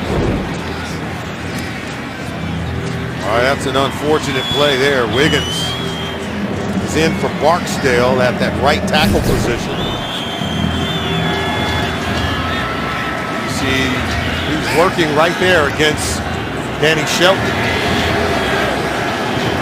Like he's in at that guard position, in for Orlando Franklin. See the 9 penalties committed by the Chargers today, 92 yards. As they take an 11-yard first down catch off the board from Inman. First and 20. Rivers throwing again. Inman lunging again. No flags this time. It's a pickup of 19, very close to another first down. Rivers just does a good job of throwing to spots inside of the zone defense. That's just a small window. And how about Inman's ability to go dig it out before it hit the turf?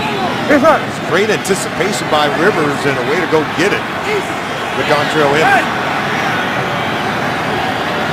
Third catch of the day for Inman, 44 yards.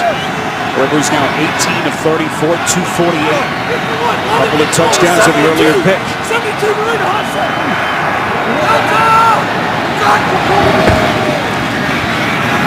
Chargers pick up the blitz, and that pass incomplete.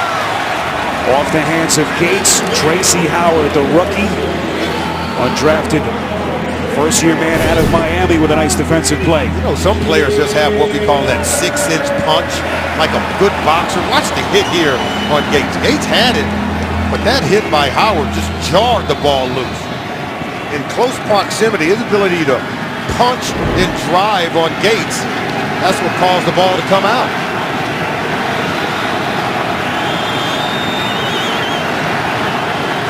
Chargers down 3, trying to keep the drive alive. One play called.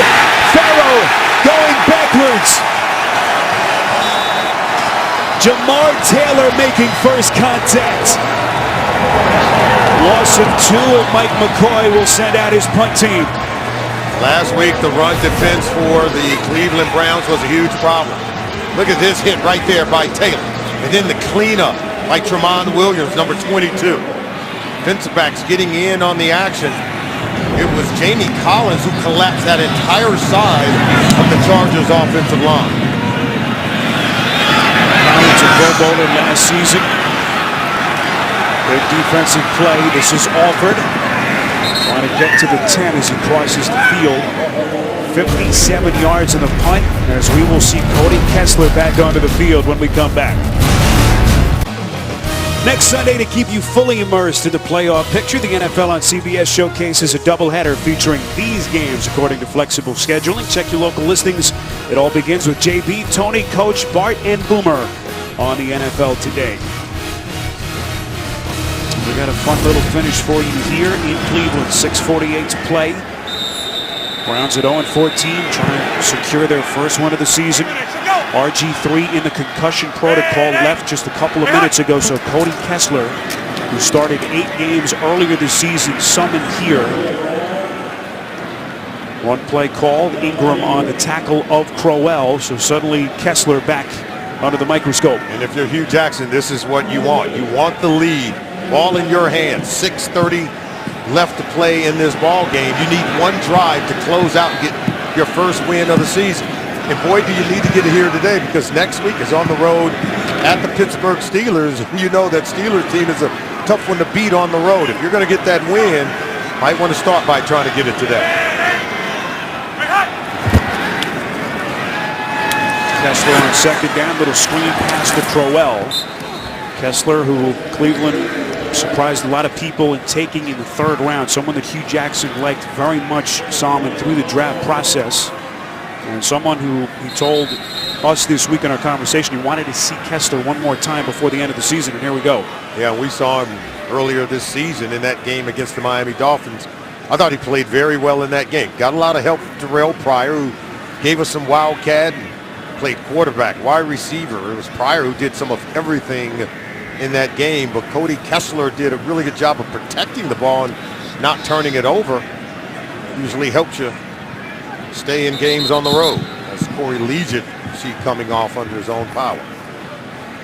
Kessler, a 3-year starter at USC, a program that underwent 4 different coaching changes during his time there. 3-year starter, grew up in Bakersfield, California. And summoned here in relief of Robert Griffin III, who had to leave as they check him for a concussion. 3rd and 8. Kessler under duress, and he is sacked. Melvin Ingram getting there for the Chargers.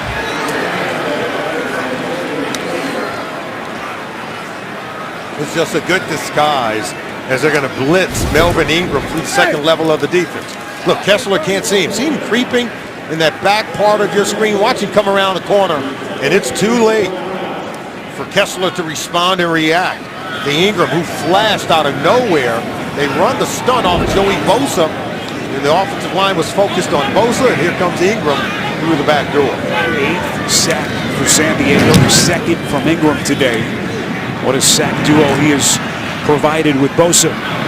This is Burris. He's going to play it, spinning inside the Browns 35, and a very short field here for Phillip Rivers and the Chargers. 41 yards on the punt, 10 on the return, and a 3-point game, and under 5 minutes left. Got to give the Chargers defense a lot of credit. They've really kept them in this ball game. They've been incredible here in the second half, just pressuring the quarterback and trying to set the table for Rivers to get a game-winning drive. Reminder to keep it here. The Subway postgame show coming up. JP, Tony, Bart, Boomer, and Coach standing by to get you caught up around the league here, Week 16 on the Subway postgame show.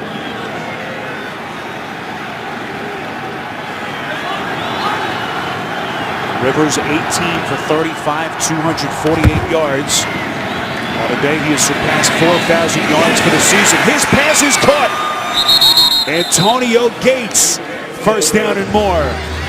A pickup of 20. Gates is doing a good job against Christian Kirksey. Here he is right here. And Kirksey, number 58, is in chase, but just a good route, and the protection for Rivers held up. He was able to drop it into Gates, who was able to beat Kirksey on the play.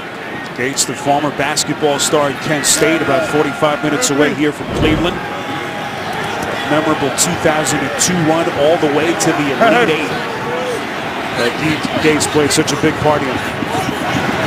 1st and 10 from the Cleveland 13. This is Hillman in the flat.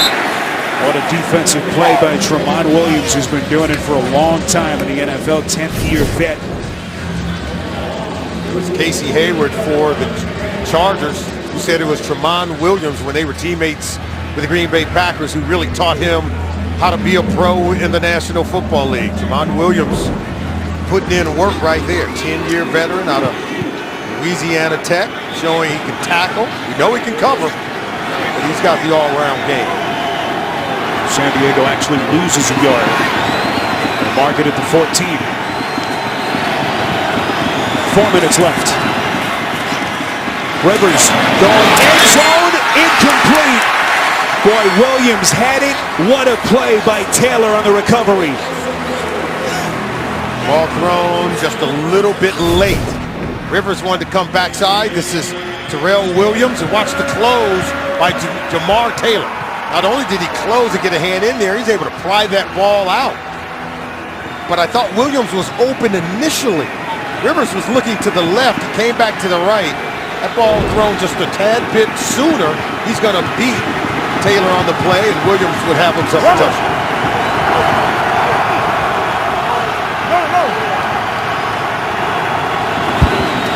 3rd and 11.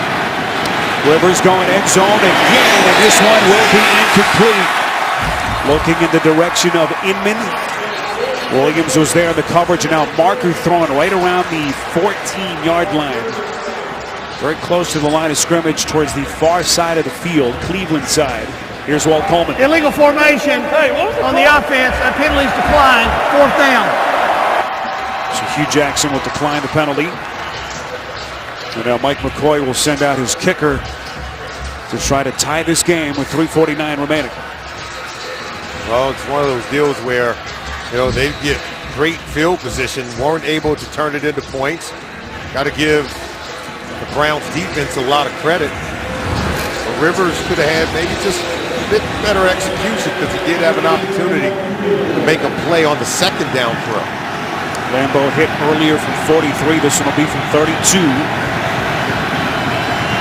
to try to tie this game.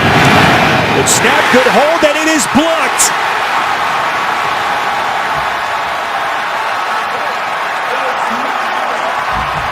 And Cleveland will maintain its 3-point lead.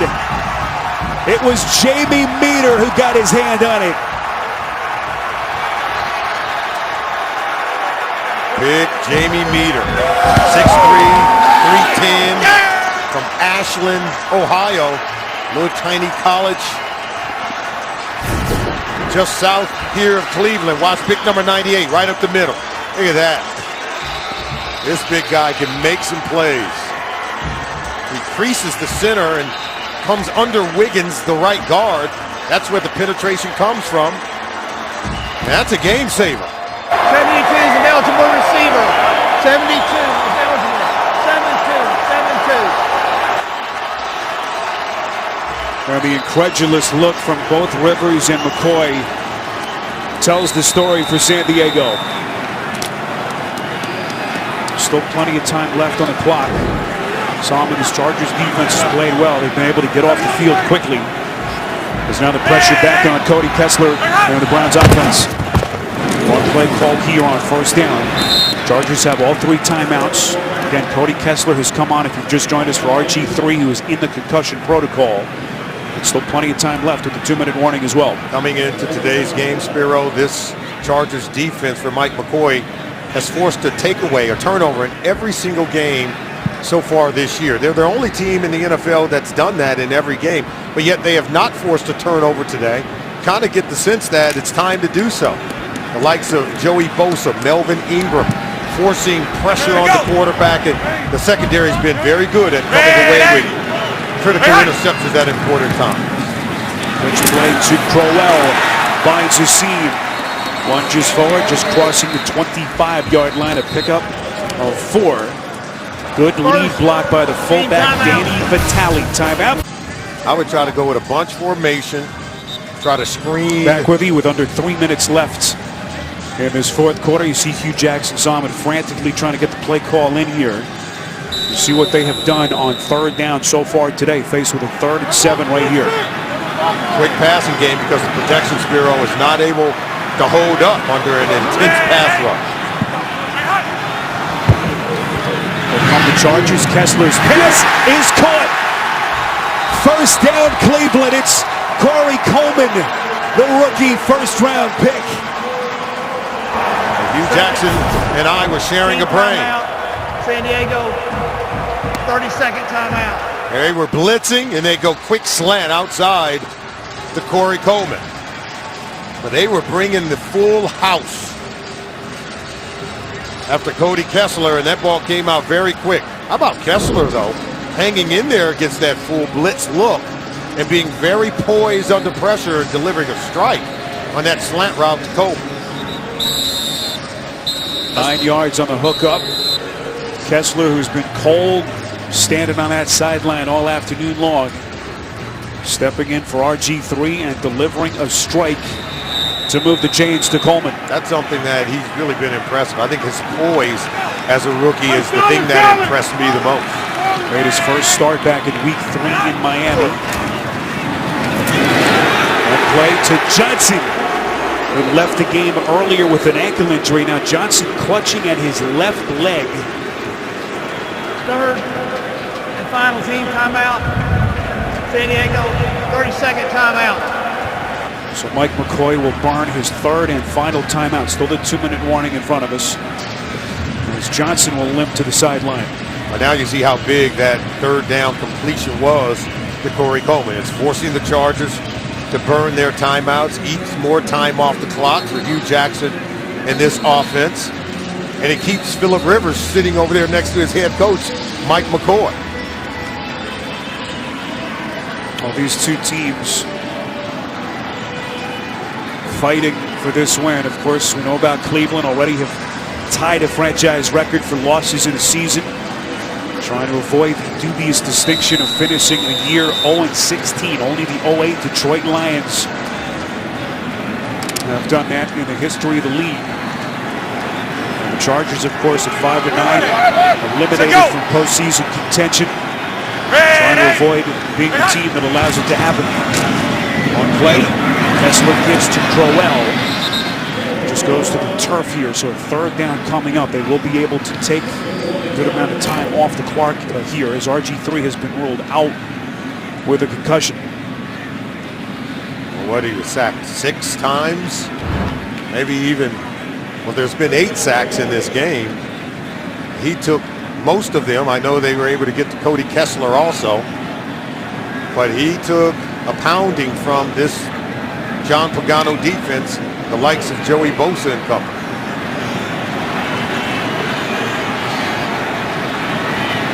This will be the final play before the 2-minute warning. 3rd and 7. Ingram giving chase. Kessler spinning away. Still has it. Well, he kept that play alive as long as he could. Finally, Corey Toomer able to get him around the shoulder pads. But that block, field goal by Jamie Meter. The difference, 3-point Cleveland lead on CBS. Phillip Rivers waiting his turn. Britton Colquitt on to punt. These Browns fans are hungry for a win. Haven't had one since week 14 of last season. A 24-10 victory over San Francisco. 17 straight losses since then. A loss today would tie the 72-73 Houston Oilers for the 3rd longest losing streak in league history. All 3 here. Bar signals fair catch just outside the 20. And that's where Phillip Rivers and company will take over. So 42 yards in the punt. Phillip Rivers, 26 come from behind wins over his incredible career. Well, he's certainly capable of doing it. And this offensive line in front of him today has been shaky. Now, he hasn't been sacked at all today, but pressure has forced him to throw the ball poorly at times. Pressure has forced him in terms of the timing of the passing route to throw it maybe sooner than he would like. But he's done a good job of avoiding that critical interception here on the road. And now he needs excellent protection so he can make big plays for a game-winning drive.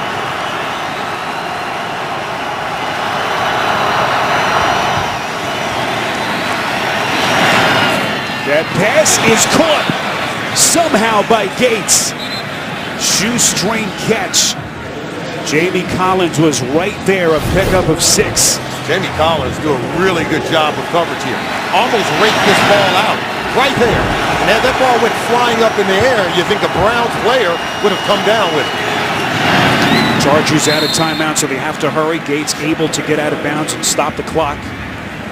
Collins once again on the coverage, a pickup of a dozen and a first down for the Chargers. And if I'm Ray Horton, I'm not going to leave Jamie Collins one-on-one with Gates the entire time down the football field. What I would do is maybe bait Phillip Rivers into throwing it to Gates, thinking he has single coverage, and I would flash in double coverage clear from the other side of the field on a crossing route against Gates. It's the best that you could do against a veteran quarterback like Phillip Rivers. Career-long field goal from Lambeau is 54 yards. Need around another 35, 36 yards to get there. Rivers throwing as Cleveland giving chase. Incomplete. Jamar Taylor was coming with the heat. And he's telling Kenneth Farrell, that's your guy. You were supposed to pick him up. We knew he was going to blitz. It was your job to pick him up. Remember, Farrell is a rookie out of Houston. He doesn't pick up the blitzing defensive back. Pass protection priority number 1. When you're on a passing team, particularly on a passing down. Rivers, by the way, has been sacked in 31 straight games. Entering today, that's the longest active streak. They haven't gotten to him so far in this game. 2nd and 10. Rivers delivering incomplete. Intended for Williams up the seam. And it will be 3rd and 10 coming up. Well, first of all, I think you've got to know that you're 4 down territory right now. No timeouts, 3rd and 10. Inman has been very good at working the one-on-one coverage. That time he and Rivers were out of sync. I would not be afraid to go back to Dontrell Inman if indeed I have one-on-one coverage with him on the outside. Jimmy and D. Haslam, D. can't bear to watch. You know, knowing you have a 4th down play, I would try to get Travis Benjamin down the field also.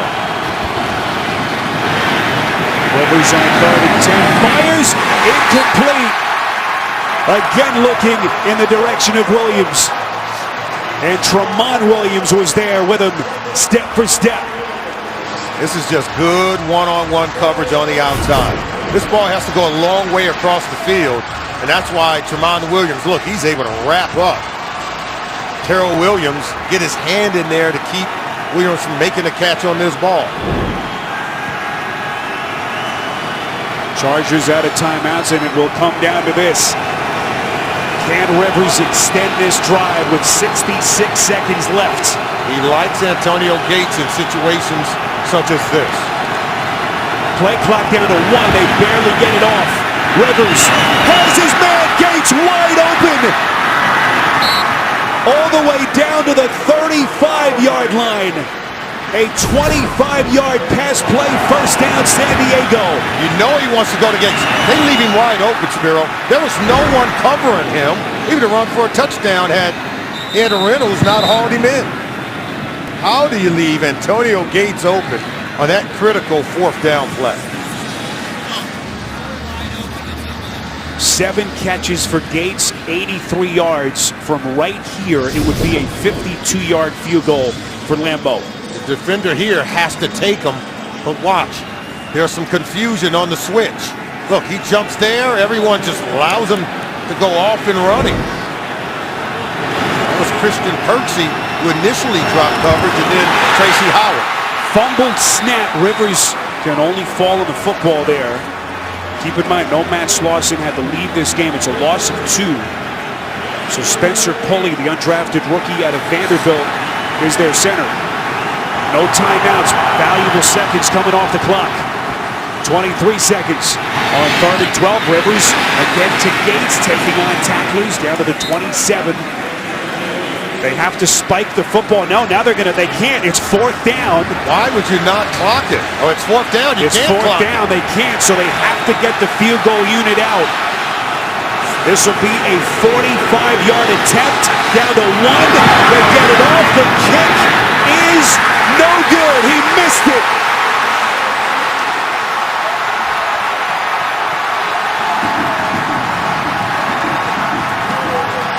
And Cleveland's long string of futility finally ends on Christmas Eve here in Cleveland.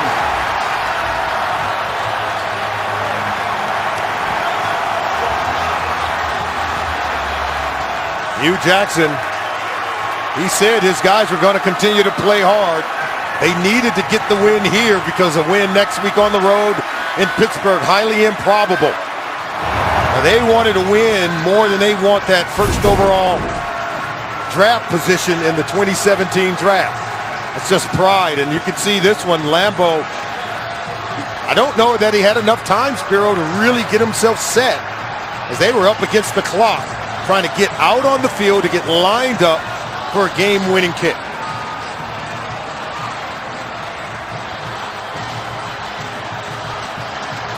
A 45-yard attempt, misses wide right. And for the Cleveland Browns, their first victory since week 14 of last season, a 17-game losing streak is finally over. It's the kind of history no one wants any part of, going 0-16. And for the Chargers, it's Heartbreak Hotel. It's been the story of their season. It seemed was ruined by injuries and so many frustrating losses as they lose another game It comes down to the final second. 20-17 your final. A game that was so physical, a number of players and regulars and starters that had to leave due to injury, including RG3. And in the end, the Cleveland Browns win it 20-17. Now for Solomon Wilcots, our producer Ryan Galvin, our director Andy Goldberg, rest of our CBS crew, Spiro Ditas, saying Merry Christmas and so long from Cleveland. Coming up, the Subway postgame show. We'll take you back to New York after this right here on CBS.